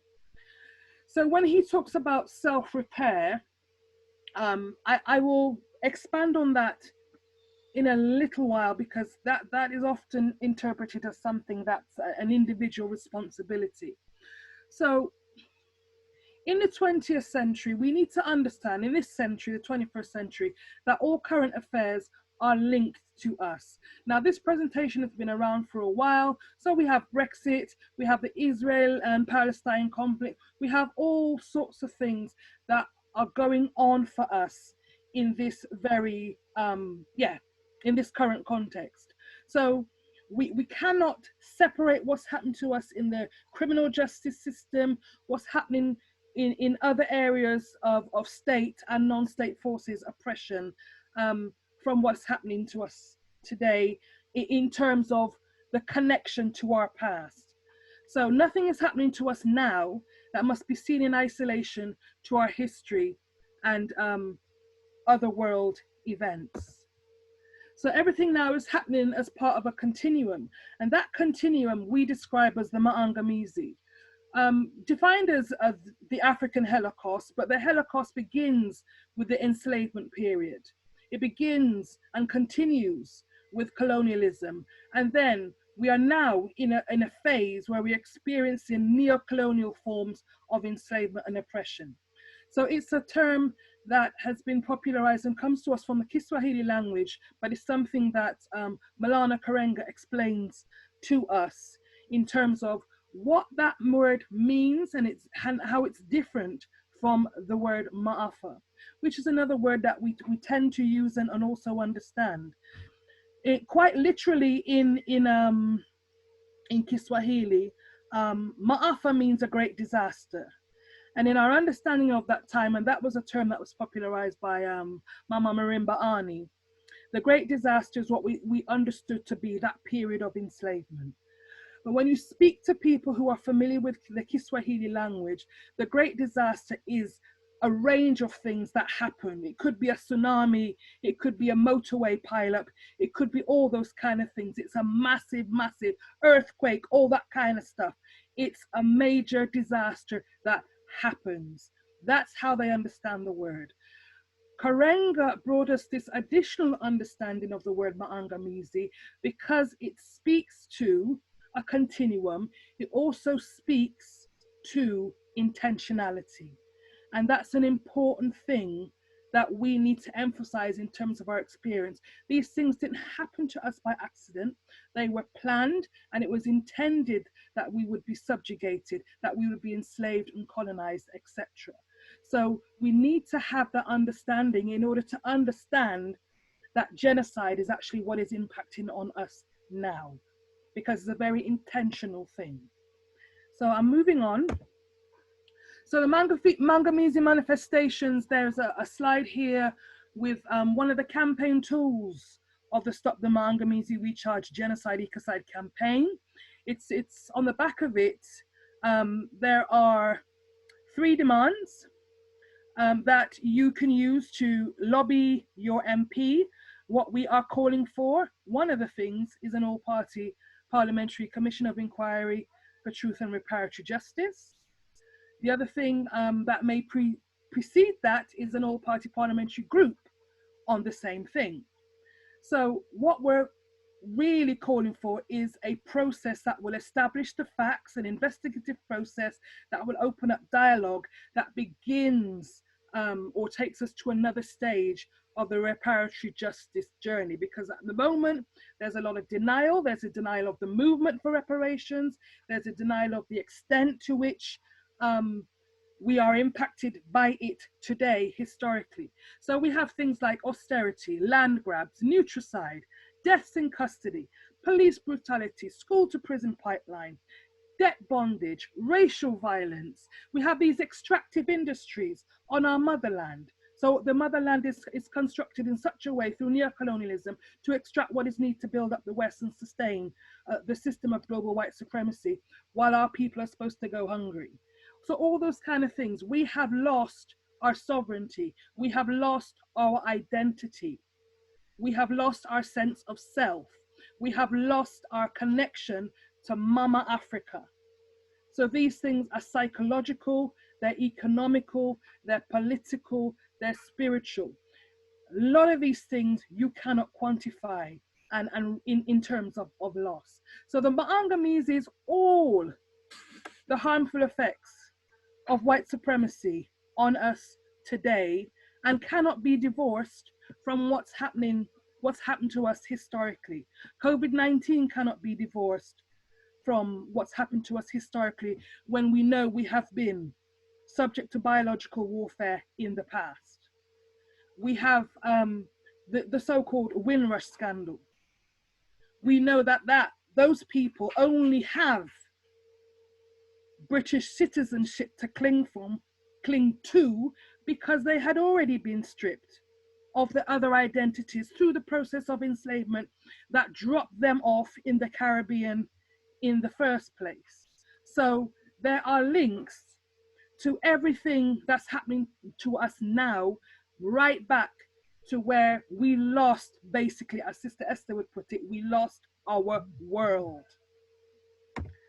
Next slide. So the Mangamese is a current affair. So it's not simply about challenging racism and discrimination and seeking equality, because we have to really question who and what is it we want to be equal to.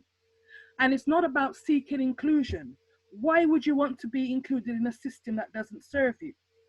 So there has to be more to this in terms of our repair. It's not just about having more black faces in white spaces.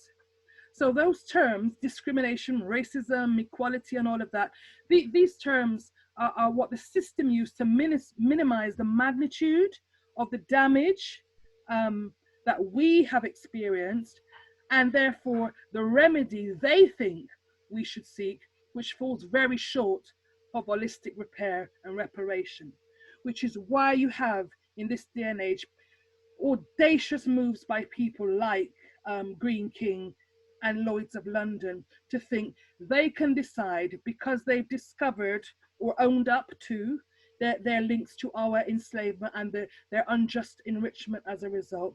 They've decided they're going to give some money to apparently BAME charities, whoever and whatever that is, and that's how they feel they want to atone and make amends. And actually, and some of us will think, oh, that's brilliant, that's a good start, at least they're recognizing. No, they're not. They're still treating us like children.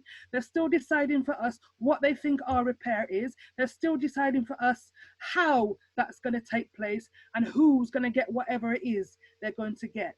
So there's nothing about us without us. And that's what we should be resisting, any gestures which seek to just undermine our efforts for holistic repair.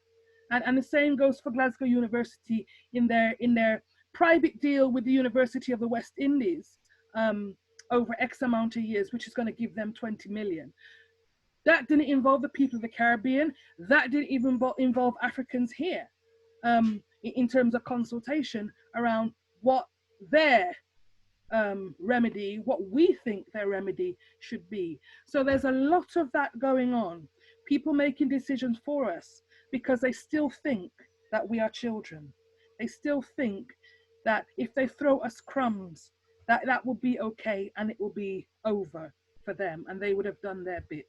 So we must resist these audacious and disrespectful gestures that some of these companies are attempting to make. So we've got a UN framework of a right to a remedy. So it's international law and it speaks to 5 principles. The first being restitution, which should, wherever possible, this is what it says. If you check this out on the UN website, if you Google reparations principles UN, this will come up. So restitution is the first one. Wherever possible, restore the victim to the original situation before the gross violations of international human rights law or serious violations of international humanitarian law has occurred. So restitutions include, for example, restoration of liberty, enjoyment of human rights, identity, family life and citizenship, return to one's place of residence. That's repatriation, by the way. Restoration of employment and return of property. As Mutabaruka said, give me this, give me the back, give me everything that you detect back, okay? So we have restitution as an initial principle. Then we have secondly, and which is where a lot of people's focus is, it's on compensation. And compensation is about saying that that should be provided for any economically accessible damage as appropriate and proportional to the gravity of the violation and the circumstances of each case, resulting from gross violations of international human rights law and serious violations of international humanitarian law. So I just talk about Mutabaruka. I'm going to talk about Big Youth now, because people remember that rhythm there, keep your dread. Yeah? And if you remember that, it starts by saying, Black people, we have been stripped of our name, our language, and our culture, beaten, robbed of our religion. Do we wonder if we'll really ever love again? So, when you think about those things that he opens with, how could you possibly put a price, a financial value on any of those things, on your identity, on your land, your culture, the fact that you can't trace your family back, all those things. So those things are priceless. No money could ever compensate for that. So we need to think then about what is accessible damage and what you could never, ever, in that sense, compensate us for, okay? So a lot of us think that reparations is served when somehow some financial payment is made to someone or somehow. And this again undermines the strength of what we're trying to achieve here, because it's not just about money. And in the Chinwezu definition I read there, it said the same thing. It is not even mostly about money. Because what we have lost is our nation. We have lost our world. And compensation alone, and if people think that somehow this is all going to be okay when they maybe get a little check in the post one day, that they will probably spend in Tesco or TK Maxx, I don't know. That's not how this thing works. And this is not how it should work, because that undermines our sense of the bigger picture that we're trying to build here, that we're trying to restore, okay? And so these other principles coming to them now are more important. Rehabilitation, which says here it should include medical and psychological care, as well as legal and social services. So money is one thing. The mind, the African psyche, how that has been brutalized, how that has been terrorized, how epigenetics is showing us that we carry trauma from generation to generation. We can speak of the fear that was instilled in us as part of the enslavement process. So there's a lot of rehabilitation to go on. A lot of us are Afrophobic. We do not want to identify with our homeland. We see those people as being different to us, and dare say less than us in some cases. We shudder and coil at the mere mention of being called an African. That's almost like a disrespect when you say someone from the Caribbean or born in the UK or America is an African. That's a level of internal Afrophobia that we have reached. We are the only people who still in 2020 are deciding what we should call ourselves. We can't agree. And this is part of the Afrophobia. So we come to the important principles now. Satisfaction, number 4. So we've done restitution, we've done compensation, now we've done rehabilitation, now we're talking about satisfaction. So that should include, where applicable, any of the following: effective measures aimed at the cessation of continued violations. So for cessation of continuing violations, read Stop the Mangamizi. That's what it means. Same thing. We need to stop the continuing violation. Verification of the facts and the full and public discourse of the truth.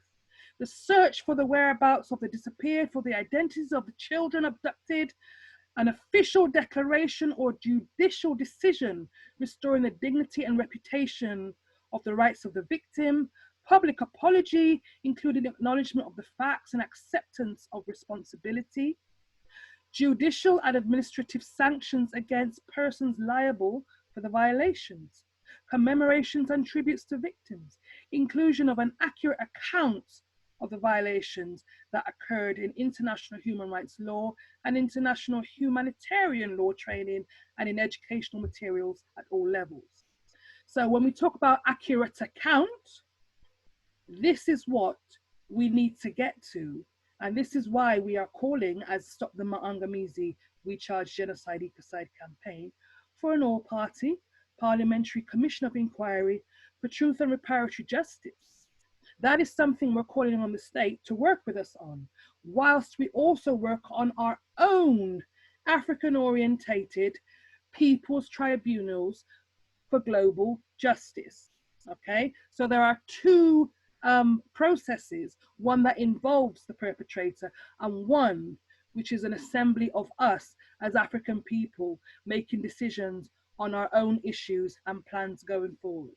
And if you've read the petition on change.org, you will see that both of those dimensions are mentioned in the petition: the All-Party Parliamentary Commission of Inquiry and the People's International Tribunals for Global Justice. So those are two milestones within the campaign that we need each and every one of you to support. Just moving on now from satisfaction to the last one, which is guarantees of non-repetition. And for us in the campaign and for us as a people, we would suggest that this is the most important, because how are you going to make sure that history doesn't repeat itself? How are we going to make sure that this doesn't happen again? What is it that we need to have in place as a people to ensure that this doesn't happen again? It can't be just a market. It can't be just a Saturday school. It can't be just a church, okay? It can't be a bookshop, okay? Those things have great value in our community. They are the beginnings of what we need to get to in terms of institution building for our people. And the institutions that we need are also medical. They're also military. We need to have self-defense. We need to have economic power.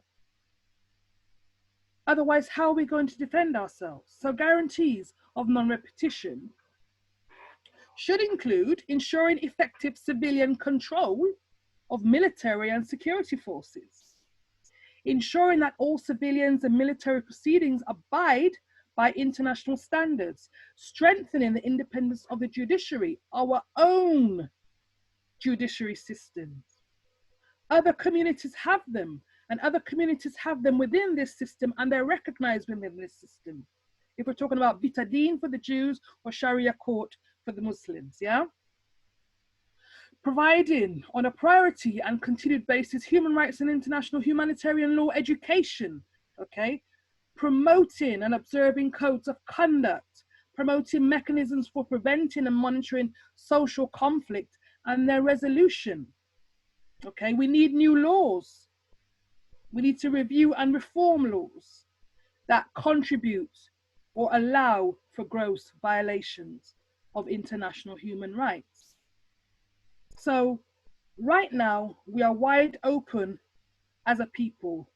We are unprepared and unrepaired, and we are in no position to effect guarantees of non-repetition because we do not have any of those institutions in place that can interface and contest and challenge the system of global white domination. And that's what we need to get to. So seeking reparations is not begging. It's a human right, and it's a right to a remedy recognized under international law. So we talk about 2 dimensions of reparations. As well as those 5 UN principles, we talk about internal self-repair. And some of those things I've talked about when I read out what Professor Chinwezu had said in terms of study groups, Saturday schools, and all of this. But ultimately, the destination for reparations is a repaired and a restored nation. So anything less than that is not whole, it's not complete, it's not 360, and it leaves us vulnerable. It leaves us without an ability to guarantee a non-repetition of what's happened to us again. Yeah? So external repair, and these are the things that we should be holding the current perpetrators to account. We live here in the UK, yes? We live here in the UK. The British Empire was a place that the sun never set on when it was at its height. So that's how we are going, because they still continue to inflict Maangamizi criminality on us as a government, and the corporations that run the government, and the corporations that inflict imperial subjugation on our people. Yes? So we've got a whole lot of preparation to do as a people. So we really haven't got time to be really talking about who involved in a who, this and that, and me not like that person there, and me nah go there because of whatever. We've got so much work to do to protect ourselves. Every day we are reminded, not just George Floyd, we are reminded of our lack of self-defense in our community. Yes? So just something for you to think about, okay? What remedies do you think we need to seek, or that we need to implement? That is something that you can think about for yourself. When I use this presentation, sometimes it's part of an induction process with some of our volunteers. So we get them to be thinking about some of these things that need to be established in terms of the internal repairs process. So we have things here like education. We say education is preparation for reparation. We talk about establishing our own governance bodies, okay? We talk about rights of return campaigns. So that need to reconnect and reclaim our territorial, ancestral, and spiritual homeland of Africa, okay? Externally, we talk about all kinds of things that have been mentioned under satisfaction and guarantees of non-repetition, things like an apology, but things that we want to see happen within the Stop the Maangamizi We Charge Genocide and Ecocide campaign is an all-party parliamentary commission of inquiry for truth and reparative justice, which should be leading our community to dialogue around what a reparations package looks like, because we're very good saying reparations now. But when you ask people, reparations how? You get tumbleweed.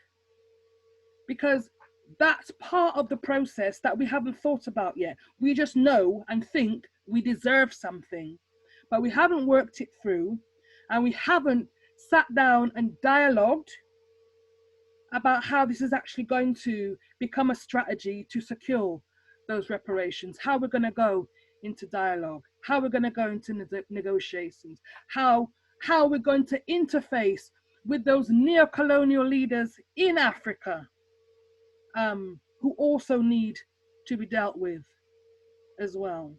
So there's a lot of work to do, and so in that context, I'm hoping that people get to understand that the 1st of August as a showcase day, as a show of strength, okay, as a day to showcase our own reparatory justice efforts, as a day to show the perpetrators that they will not get away with the crimes of the Mangamizi.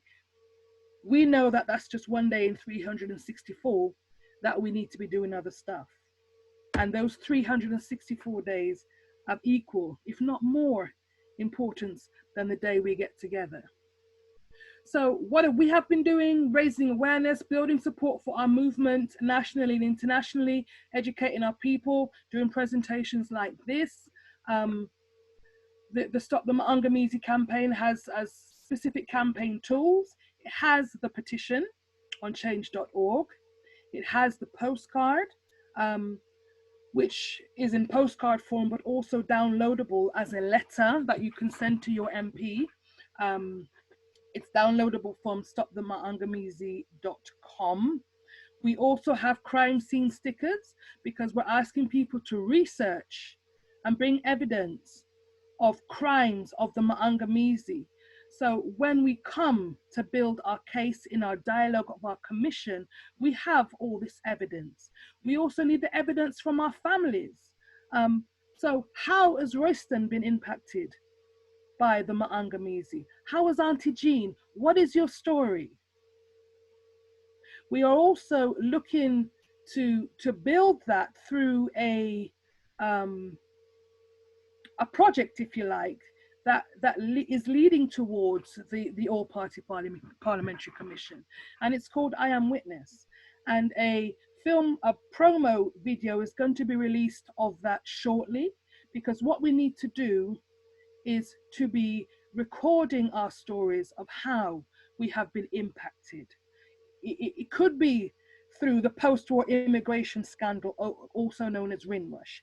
It could also be about the treatment of our children in these schools of miseducation and isolation, where they put them in isolation chambers all day by themselves, preparing them for prison. It could be Sean Rigg's story, as told by his sister Marcia Rigg, how there's a death in custody, how being part of a mental health institution is actually killing our people and contributing to the genocide. It can be lots of things. It's happening to us every day, and it's happening here. And we know, because every year we have United Family and Friends campaign around their particular experiences, and there are others. Right here we have in Bristol, Marlon Thomas at the age of 18 was attacked in a fairground by fairground workers and beaten to an inch of his life.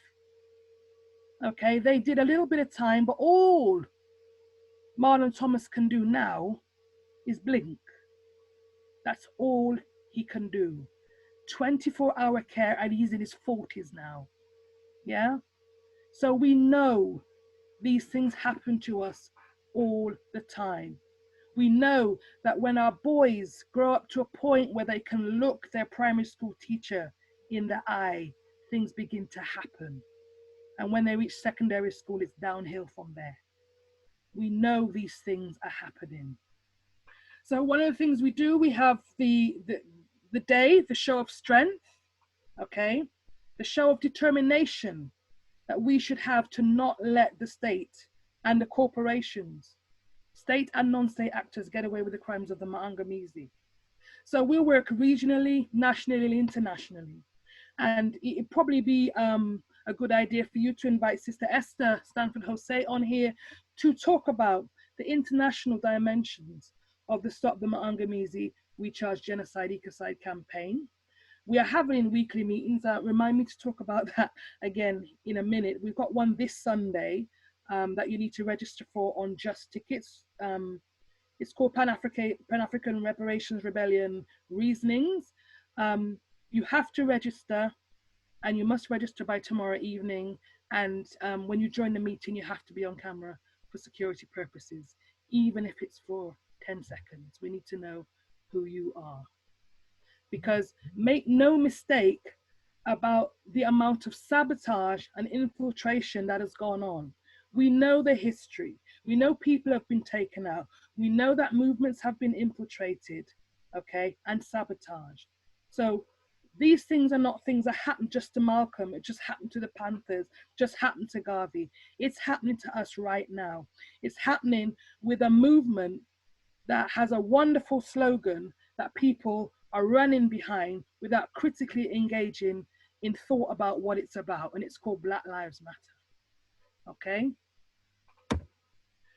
So the Stop the Ma'angamizi We Charge Genocide Ecocide campaign aims, they are there to increase recognition of and educate people about the Ma'angamizi. I think I spoke on that earlier in terms of the different nature of you know, the things that happen to us now, not just in the past. So we're not doing all of this for our ancestors. They are part of the story. We're doing it so our unborn children will not have to go through what we are going through. This is an intergenerational fight for reparatory justice, okay? It's not just about one episode in our life. It's about the continuum that will continue unless we stop the Ma'angamizi. So the campaign aims to gather evidence of the continuing impact of the Ma'angamizi as part of its process towards establishing the All-Party Parliamentary Commission of Inquiry for Truth and Reparatory Justice, and to mobilize petition signers. And Sister Patricia there has been one of the people that has been with us for a couple of years, going out, doing outreach and collecting signatures for the petition. We have had in the past dynamic, sizable outreach teams, but what we also have in our community is a lack of staying power. So people do stuff and then you can't find them again, you can't see them again. They lose interest, they lose strength, they lose staying power. So they come and they go. And then you have to work with another set of people and try to get them to a point where actually, yes, you need to know this so you can communicate to our public what this is about. You can communicate to our allies. There's a lot of education work that we need to do. And this is not for the swift, it's not for the microwave generation where you ping and it's done. It's a long, yes, Brother Royston, it's a long haul, okay? And there's a distance that we need to travel, and we need to get our people to travel with us. So the campaign aims to catalyze the development of such a force, okay? Because we talk about being part of an international social movement for African reparations. So this campaign is part of an overall movement. There are other structures that are seeking reparatory justice in the way that they feel is appropriate in the UK, but also in other parts of the diaspora and on the continent. So all those things collectively are known as a social movement. We've all got different organizations, slightly different aims, different ways of doing things. It's not a problem. You don't need one structure. There are lots of ideas and approaches, and that is what happens in movements. And it's actually what you're witnessing with this Black Lives Matter stuff, because people are organizing around a slogan. They're not necessarily connected with anything else, but that's what they're doing. And that's what they're using to leverage what they want to do. So we are an international social, part of an international social movement for African reparations. There are other movements for African reparations that are not related, obviously, to African people. So we call that the People's Reparations International Movement, the PRIM. So we, as part of the ISMAR, are also contributing to an overall movement for people's reparations, okay? Because there are other people, non-Africans, who also have their reparatory justice missions also. So the final aim of the campaign is to utilize a process of mobilizing towards the 1st of Messiah, or 1st of August, African Emancipation Day Reparations March, to amplify the voices of communities of reparatory justice interest who are engaged in resistance to various manifestations of the Mangamizi today. So those aims can be found on stopthemangamizi.com. And I've mentioned just now the milestones. I say milestones because they're not goals. We have to remember the goal that we're seeking is nation restoration. That's what we're aiming for. Nothing short of that will do. So we have these tools to get us to these milestones that are within the petition, which I spoke about earlier, and to establish, as I said, People's International Tribunals for Global Justice. That's an African conversation with African people. So we have these state dialogue entities, and we have the African family dialogue, and that's part of what we're moving towards on the 1st of August this year. So I'm the chair of the African Emancipation Day Reparations March Committee, and as I said, we're in a partnership with the Stop the Mangamizi International We Charge Genocide Ecocide campaign. So when we look at the aims of the march, which is to draw attention to African people's global determination to not let the British state and other perpetrators get away with the crimes of the Mangamizi, okay? When we look at number 2, to hand in a Stop the Mangamizi We Charge Genocide Ecocide petition requesting the All-Party Parliamentary Commission, okay? When we look at number 3, to increase awareness of the necessity to stop the Mangamizi and its current manifestations, such as austerity, attempts to recolonize Africa, menticide, deaths in police custody, psychiatric or prison custody. Number 4, to demonstrate African people's strength, capacity, and determination to speak to and challenge establishment power with our growing grassroots power to effect and secure reparations or reparatory justice on our own terms. So it isn't about what you feel, Mr. Lloyds of London, that you should do. You need to follow our lead. You need to submit to our leadership as part of what we consider to be holistic reparations on our terms. So the final aim is to highlight African people's grassroots demands and initiatives for effecting and securing reparations. So when you think about those as March aims, the aims of the committee, the aims of the day, actually you realize that they can't be achieved in one day. You cannot use one day to just increase awareness of the necessity to stop the Mangamizi and secure guarantees of non-repetition. You cannot do work around developing a commission of inquiry or even knowledge of it in one day. We can't not just on one day demonstrate our determination to hold the perpetrators to account and to challenge establishment power. We do a lot, I think, of talking to each other. In our African-only spaces, we're good at that. We do that a lot, but we don't contest for power. We do not hold perpetrators to account. We don't let them know often enough, we see you and what you're doing is not right and you better stop. Because we spend a lot of time just talking to each other. So we need to move to that stage where we're contesting for power. So as a campaign, I keep saying it's international, and the march, it has a reach beyond the UK, okay? So the Stop the Mangamizi campaign is working with people also in rebellion and in resistance to Mangamizi criminality across 3 continents: Europe, Abialala, otherwise known as the Americas, and in Mama Africa, okay? And North America also, as well as South America and the Caribbean. So the march and the campaign has supporting organizations, and this enables us to gather support And actually, most of the support that we have comes from outside of London and outside of the UK, in a way. People turn up on the day, and that's great, but there's a lack of tangible support with a lot of organizations that exist in the UK. So the Stop the Mangamizi campaign has an international steering committee, and as I said earlier, spans 3 continents and 5 countries that actually may have grown. Key partners, the Pan-African Reparations Coalition of Europe, the Global African People's Parliament. We're establishing partnerships and ways of working with academia through the International Network of Scholar Activists for African Reparations, otherwise known as INSR.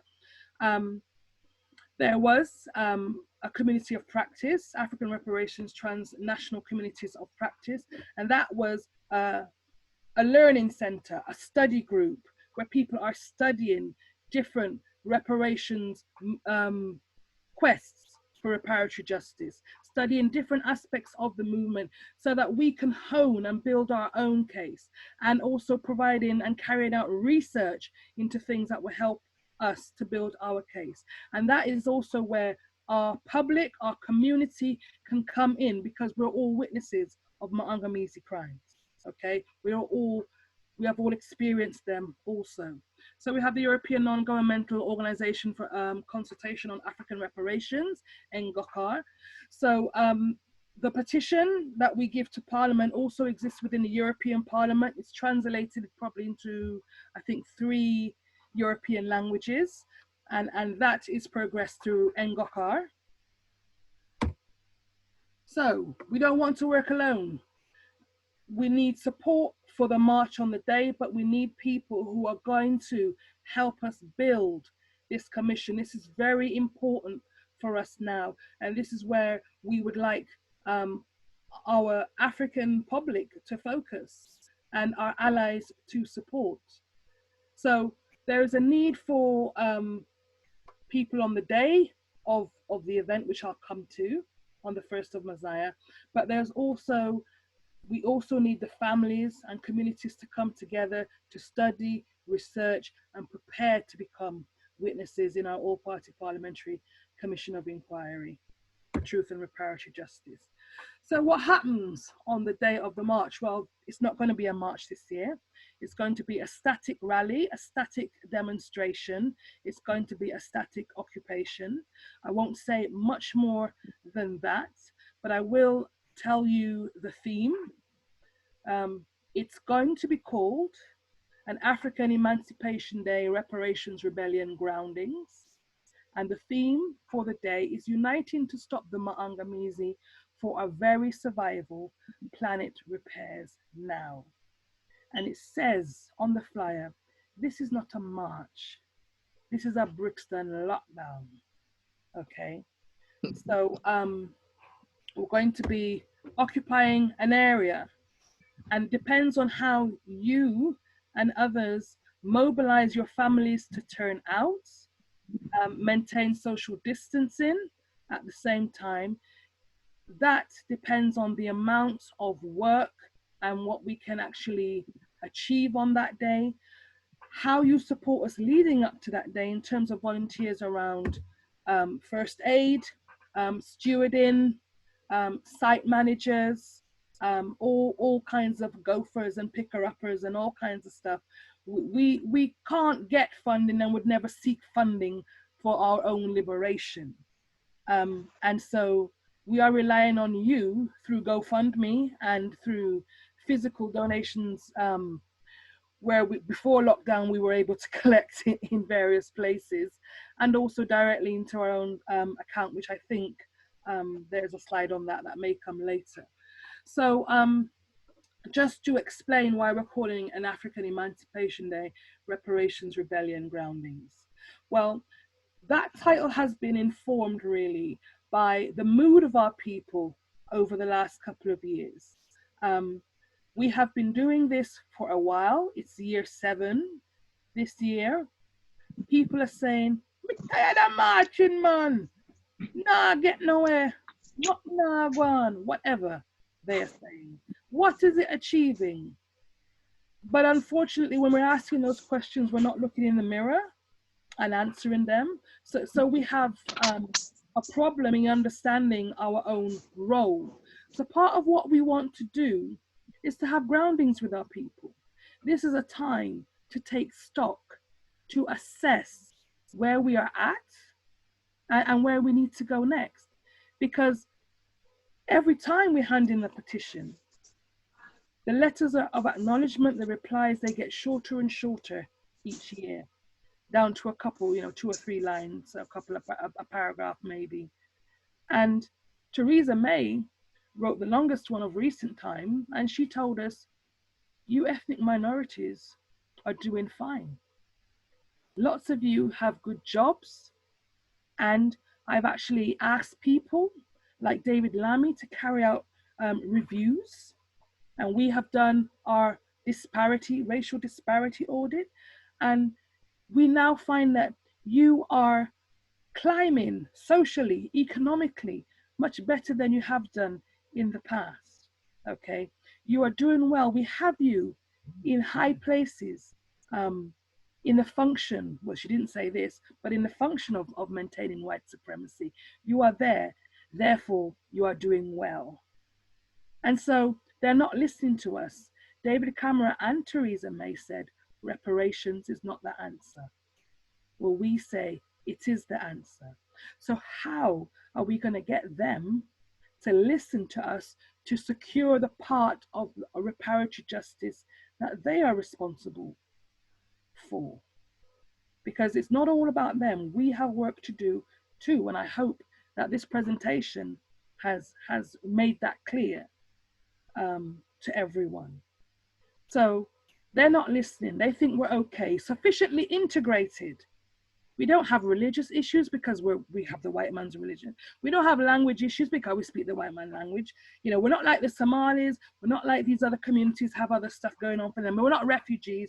Y'all are part of the fabric of this society. You've been here so long. The only thing that really separates you from other British people is the color of your skin. That's why we don't quite see that you belong, but you're doing okay.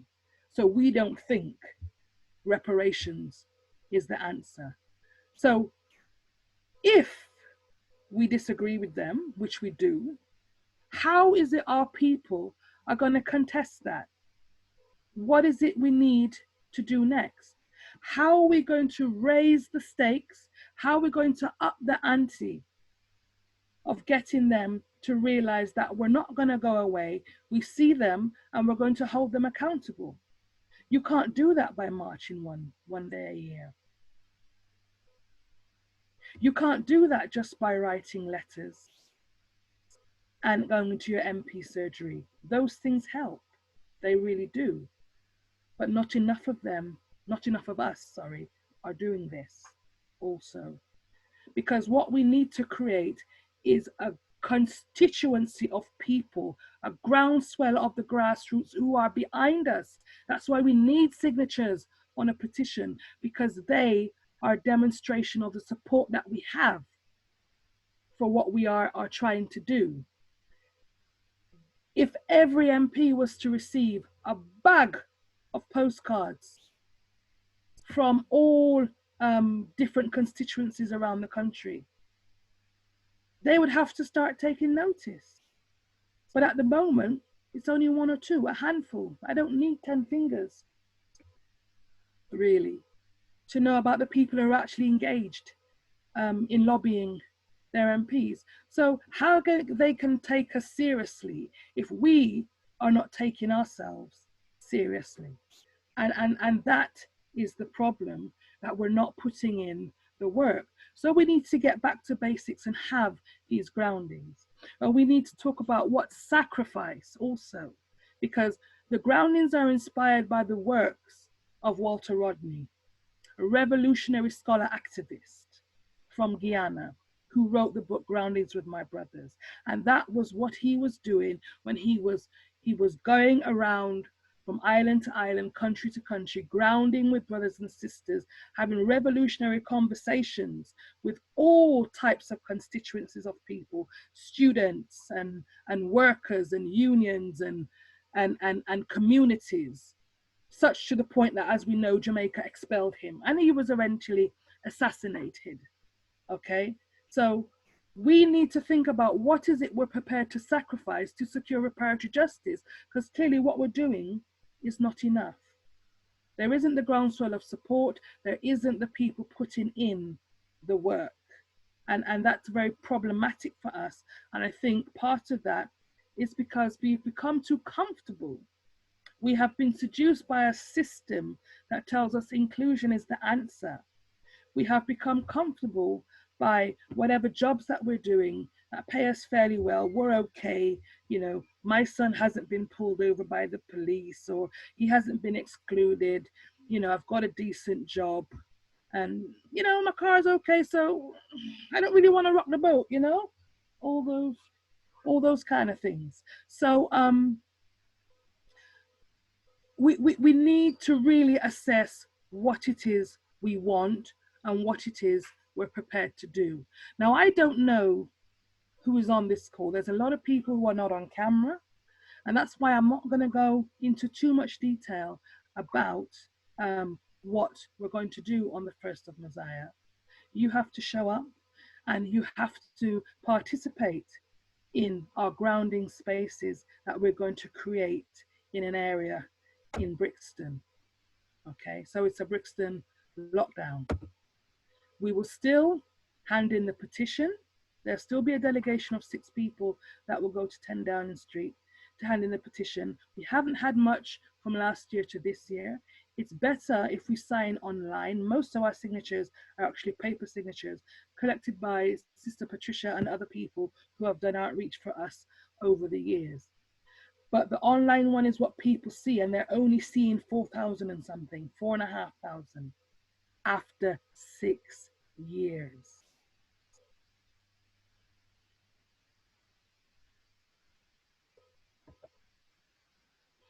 So after the march, there are things you can do. After the Reparations rebellion groundings on the 1st of Messiah, there's things that we need to do. We need to build alliances to strengthen our case. We need to align with our brothers and sisters around the world to amplify the voices also in resistance and rebellion, so that the world knows that we're coming together and building strength for our movement to achieve our goals. We need to start studying, researching our family histories, documenting, participating and preparing to be a witness for the All-Party Parliamentary Commission of Inquiry for Truth and Reparative Justice. You can also be part of an outreach team that collects signatures for the petition. Okay, there are several things you can do. On the stopthemangamizi.com website, there's a longer list of 20 odd things that people can do the other 364 days of the year.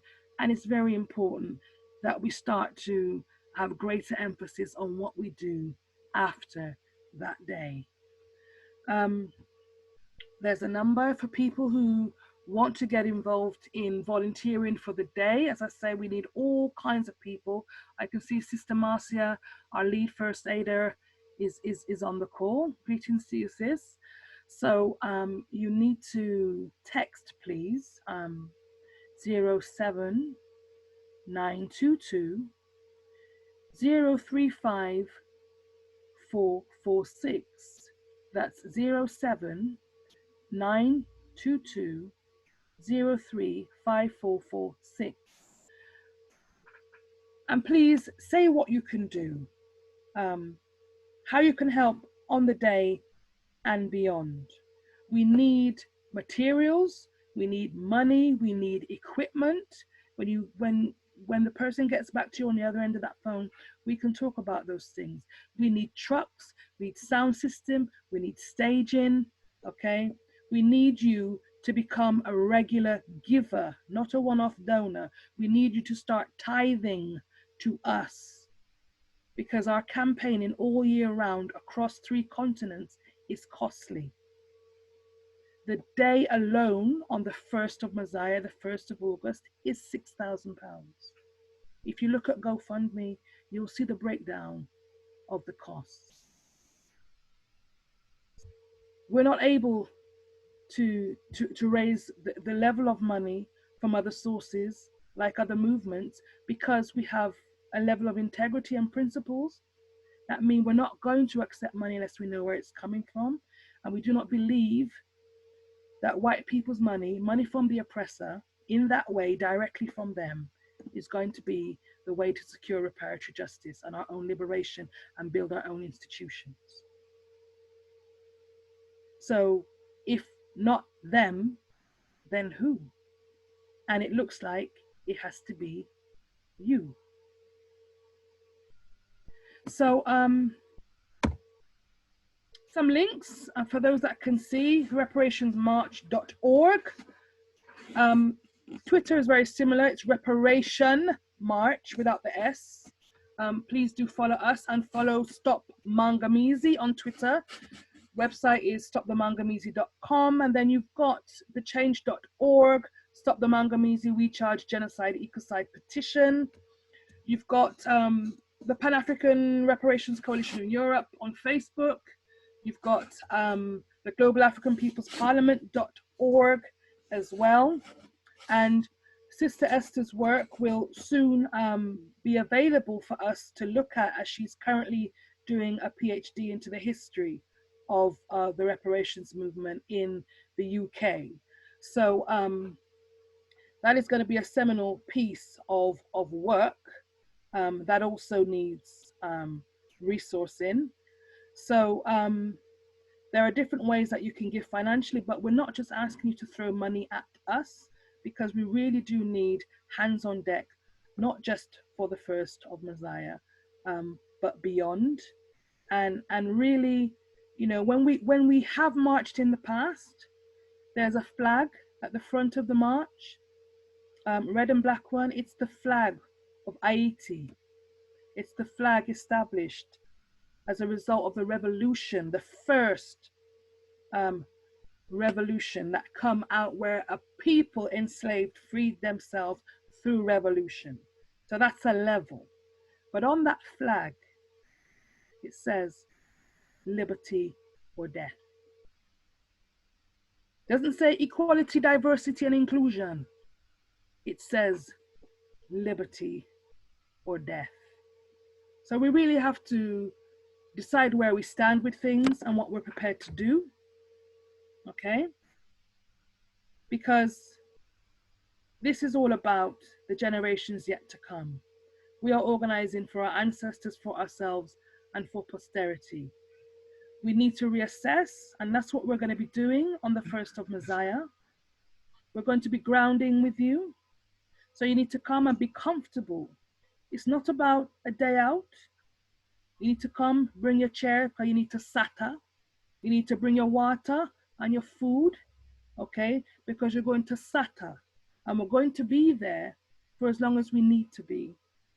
And you just need to come comfortable and ready to work and be honest as we reflect on what we have been doing over the last 5, 6, 7 years, and really be honest about what we are prepared to do. Because I need to know, quite frankly, if I've just got to ask my children to put their chains back on because their parents didn't work at it, didn't try.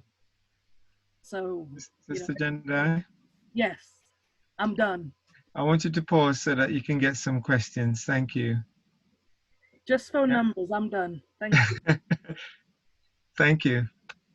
Hi, is it possible to put up, hi sister, thank you so much for your presentation, very informative.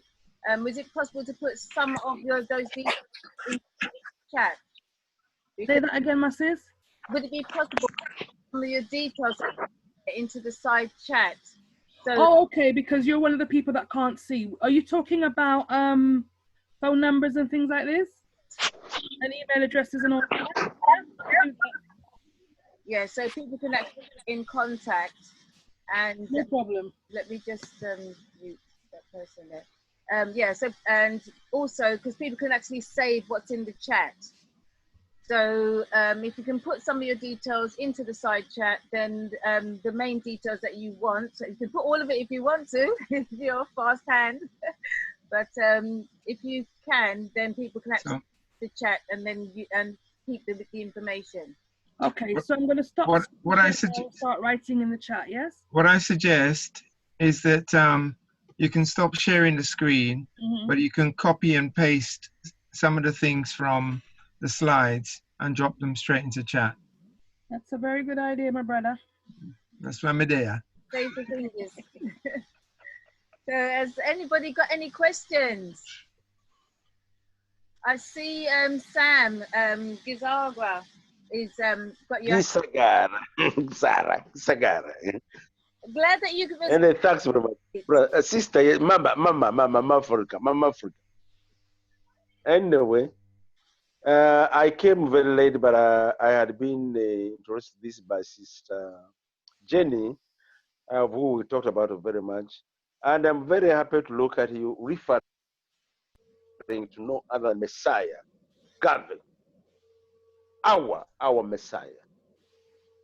And more importantly, I've referred to another revolutionary, nobody than most important, I think, 20th century African revolutionary, Dr. Walter Rodney, who liberated single-handedly Southern Africa when he was a professor at Dressam University.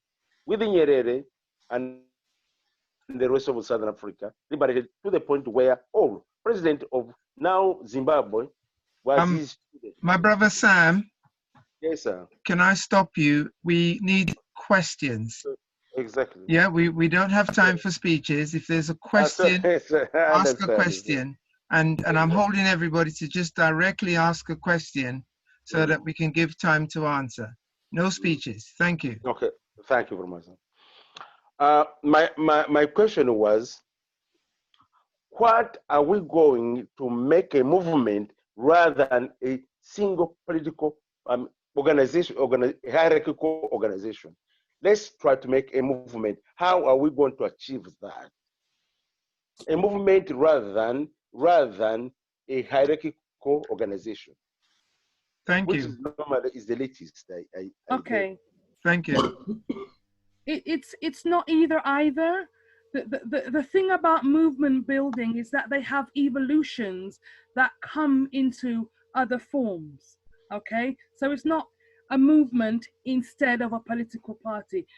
There are various aspirations and seeds of development around our own political activism and establishing our own political parties and frameworks. That work is happening in and outside of the campaign, as part of its contribution to the reparations movement.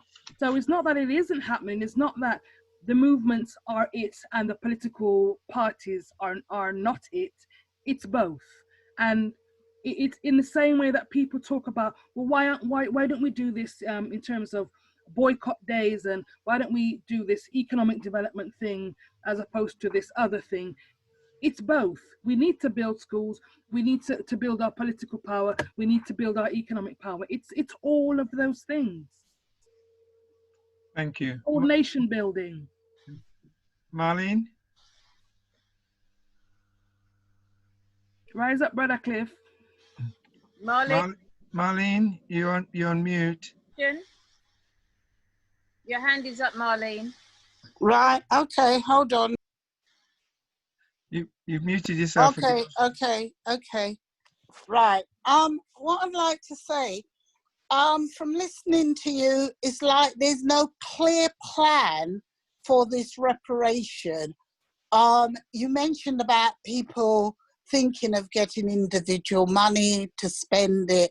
We've got so much issues that we need dealing with, especially in the Caribbean, in the Americas, in Europe, where we just need funding for everything you can think about. You know, in the Caribbean, they need hospitals, they need schools, they need proper education, university. There's endless things. So we've got to have something organized where we know exactly how we want to get the money, how it's going to be spent, and like you say, not given to these near-colonialism leaders to go and squander the money that's supposed to develop us for generation to come. because the money, Thanks, European. Marlene. Okay. Thanks. I got your question. Okay, so we can't center what we're doing around this thing of compensation. You're right, there are different things that need to repair us as African people all over the world. And this is what movements do. They come together to make changes in various places around the world. What we are offering is our contribution to a process through two things. Through the campaign, we are wanting to start with an all-party parliamentary commission of inquiry for truth and reparatory justice, and we're wanting to establish several international tribunals for global justice, which is our own organizing and our own hearings amongst family. And through that process, plans for different things, whether it's economic, political, social, medical, media related, those things need to be built. But a groundswell of people. It's not the work of the campaign to do the work. It's the work of the campaign to bring people together so that the people can decide how it then goes forward. The people can then understand what is the harm, what is the damage, what is the remedy, and how we're going to take steps towards building and making our repairs. So that is part of a plan. Thank you. Cheryl? Sister, thank you so much for your hard work, okay? Because we don't say thank you enough. So thank you.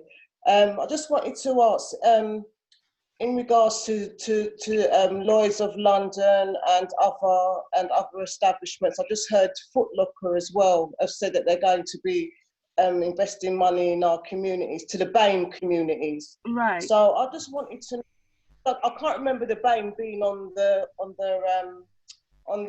the ships with us and getting thrown over, but I just wanted to know, how can we challenge this? We call them out. We need to very publicly call them out and reject their ideas. These people respond to public humiliation. So I have already tweeted, I have included them. The Reparations March, Stop the Mangamizi campaign directly are saying, this is not the deal. This is not what we want, and how dare you. But if 5,000 other people were tweeting the same message to them, they would have to pay attention. We are saying nothing about us without us, but you can't create that groundswell unless other people are doing the work with us. You know, campaign teams are small. So that's what you do. You call them out, you boycott them, you stand up in front of their premises and say, this isn't right. You need to stop what you're doing. You are disrespecting our people. You're disrespecting and you are denying that there are grassroots movements that you should be interfacing with before you even make announcement about BAME. Because you're right. There was no BAME people kidnapped from Africa. There's no BAME people who were the subject of genocide and transatlantic trafficking. So they are just defining things in their own way and thinking if they make these little gestures, some of us will be okay, because some of us don't understand what real reparations mean. And that's the other thing that we're doing. We're hashtagging real reparations when we're making these overtures, when we're making these statements to Green King or Foot Locker or Lloyd's of London.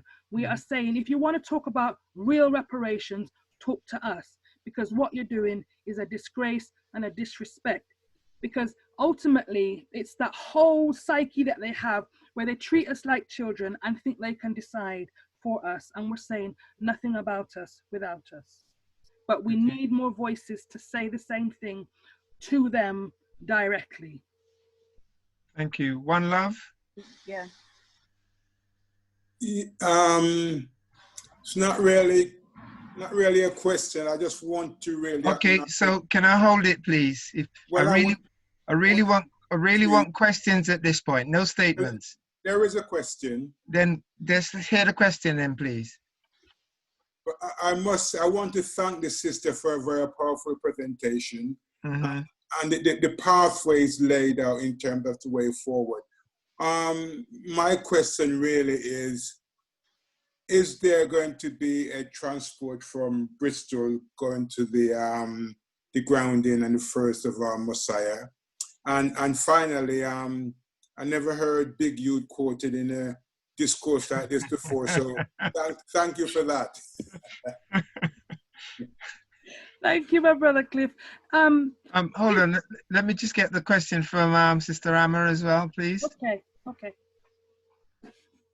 You're muted. Unmute, yes. Greetings, everyone. Greetings. I joined a little late, so apologies. I'm finding it very difficult to say what I have to say, but the question I want to ask is, why do they say reparations is not the answer? Do we know that answer to that question? Because and who's they? Well, I wrote it down as exactly as I heard it. Okay. Yes. So can I go ahead, my brother? Yes, please. Yes, please. Okay. So the Bristol transport, if Bristol organises that, Bristol will get to the groundings. The John Lynch African Education Programme normally organises it, but people have to start mobilising, doing for self, and taking responsibility for that organisation. And that goes for Manchester, Leeds, wherever people are coming from. Organised to get here. In the words of Alita Adams, I don't care how you get there, just get there if you can. Yeah. Sister Amma, that's really best answered by them.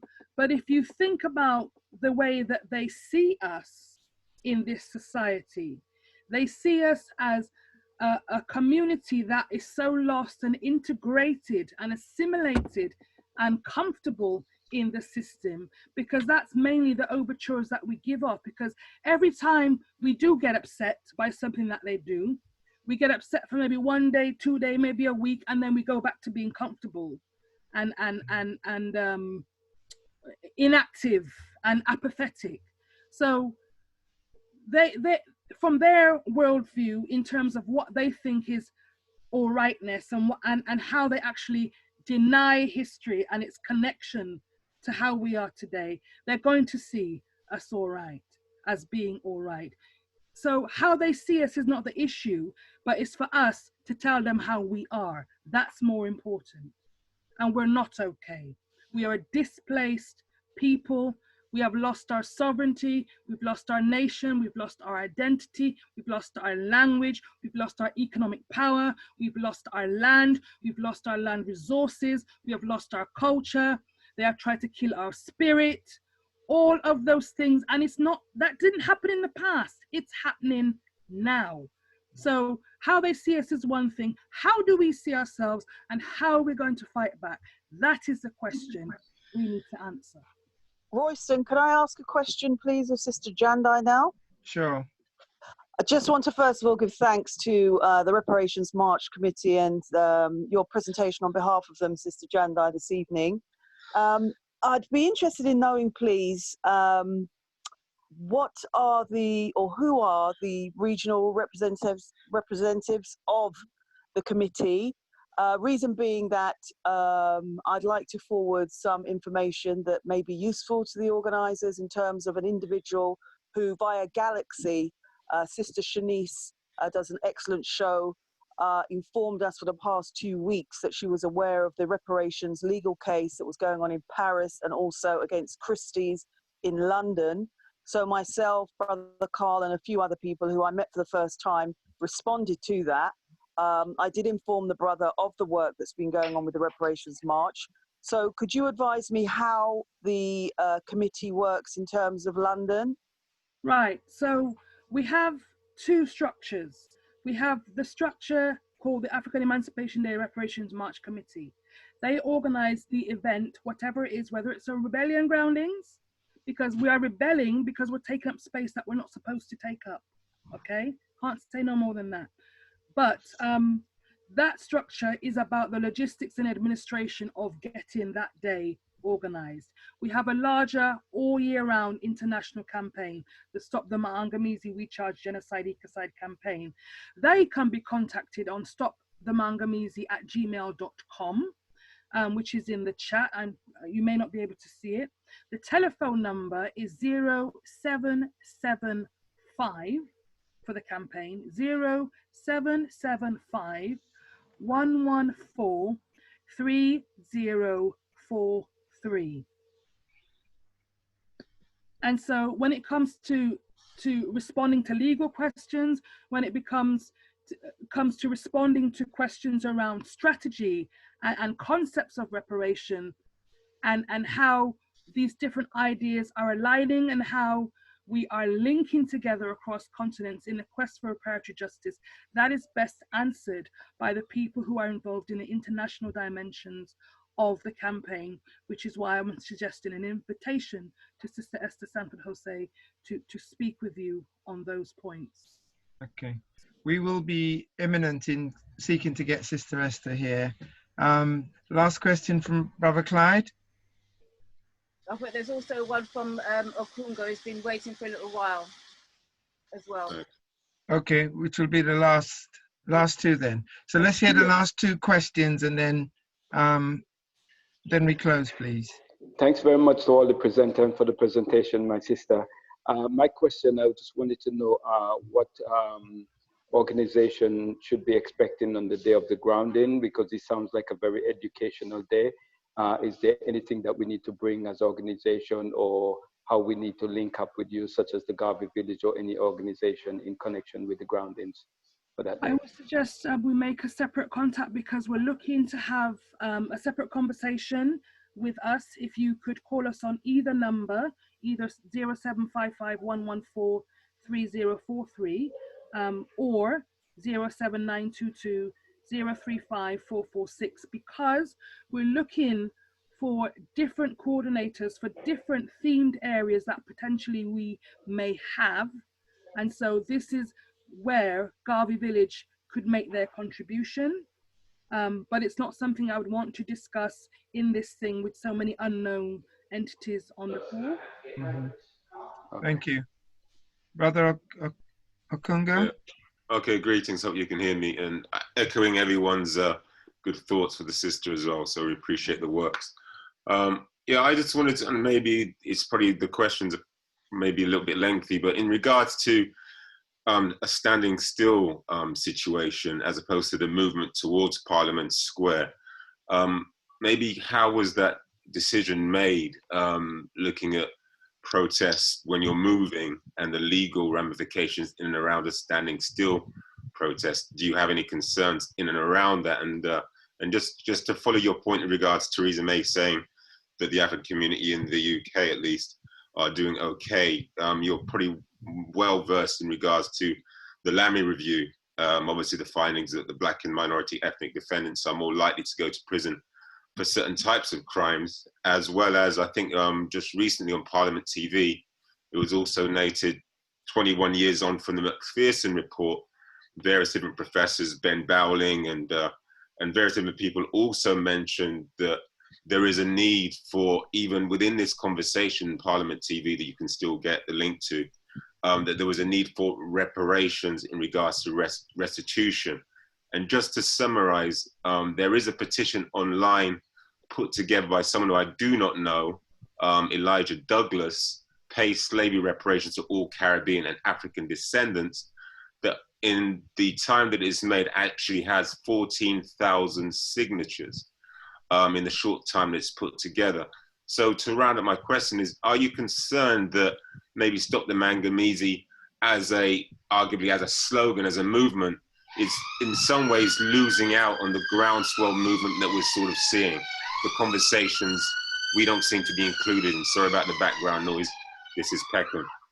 So yeah, so do you have concerns that we may be moving away from that movement as regards the process and the marches to Parliament Square, as well as the conversations in and around the black body as they relate to the UK? Okay, so we have realized that this is a marathon and not a sprint, and we realize and we assert quite strongly that education has to be part of our process of preparing for reparations. So we, as a Pan-African liberation campaign and movement, express ourselves in particular languages. We are not compromising on what we see as holistic repair. We can do petitions that are going to get a lot more signatures in a lot more time, but they're not going to be the demand in the things that we need to move us forward. And the reason why our people are not supporting it is because they have yet to understand how their groundswell of support is necessary to get to that stage where we can begin to plan our own reparatory justice processes. So when we talk about the Maangamizi, when we talk about reparations as opposed to something else, you know, whether it's police brutality or so on, these are single issues. The Stop the Maangamizi campaign is dealing with all of them because we're seeing them as all symptomatic of our situation that we're in. So we're trying to get that across because every time something happens to one of us, we start a petition or we start a single issue justice for that person campaign. We will be exhausted. These things cannot be sustained. So we need to bring all the elements of violence, psychological, physical, and otherwise, together and say this needs to stop, and this is our contribution as communities to it, and this is how we're holding this state to account. That's actually a longer process of overstanding. But in terms of planning for right now, and even the 1st of Messiah, it has not escaped our attention that we're in the middle of a pandemic. It hasn't escaped our attention that there have been various rallies. There actually have been very few marches, but lots of static rallies that have taken place, and not just Black Lives Matters, but other entities as well. Even anti-lockdown static demonstrations have happened. So we're very aware that there is a coronavirus law that is in operation now, and that the state and their state forces can at any time choose to enforce their law. And they haven't done it in Bournemouth when the people were on the beach, but they might have done it when people were partying in Brixton. And so this is another thing that our people need to be prepared to think about and do in terms of their contribution, to be really cognizant of this is a rebellion. So we're not going out there to do something that everybody should be okay with. We need to let people know, and we do so in our weekly meetings that you need to register for on Just Tickets, because this week we are talking about how are we going to have this lockdown in the midst of a pandemic. How are we going to achieve this? How are we going to maintain safety? How are we going to get our message across? How we're going to ground with each other in that context. We're still going to deliver the petition, but this year we think inflection, looking at self, talking with our community about where we are after 7 years and where we need to go is more important than walking 4 miles to Parliament. Some people will go there to deliver the petition, but this is a time of reassessment of where we are going. And we came to that conclusion because of the voices in our community that have been developing over a couple of years about our lack of progress. And so the lack of progress is something that everybody on this call and next week's call and the call after that needs to take responsibility for. And that's the message. We won't make the progress without the groundswell of support. Thank you. Thank you, Sister Jendayi. Brilliant. Thank you. Yeah. Wonderful. I'm going to say you've broken the rule. We've run over time, and I've not let anybody run over time until this day. So okay, thank you. Sorry. But the message was important. It was important. Thank you. Thank you. Auntie Jean. Thanks, everyone. Thank you so much. Big thank you to Sister Judy of Judy Mind Spa.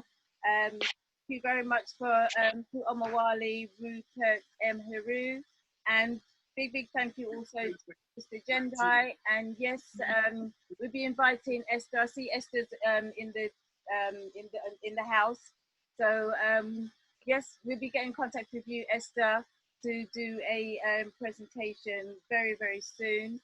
And big thank you to the rest. I see Sister Debbie there. I see Marcia, and who I've missed, who's part of the actually Reparations. Thank you for joining us. Thank you to everybody else who's joined us. And I hope that the information that you've got is valuable and that you can take it away. When I say take it away, there's 3 dots at the side of the chat that you can actually save the chat, and you can keep the information downloaded to either your device, whether it be a laptop or your phone.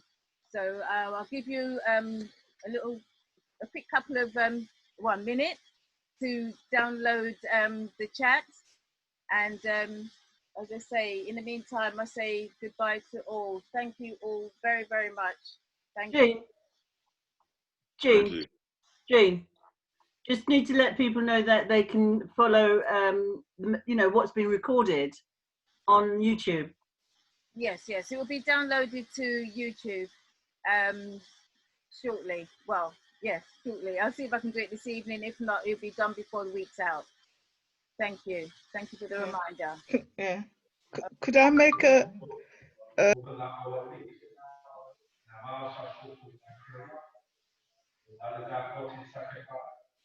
sorry.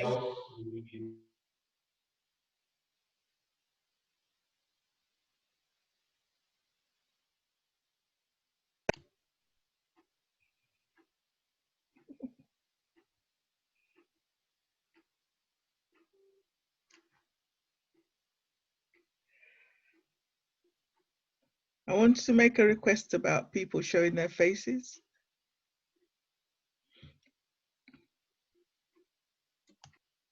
Like it's at the very end, please, if you can, just show your faces.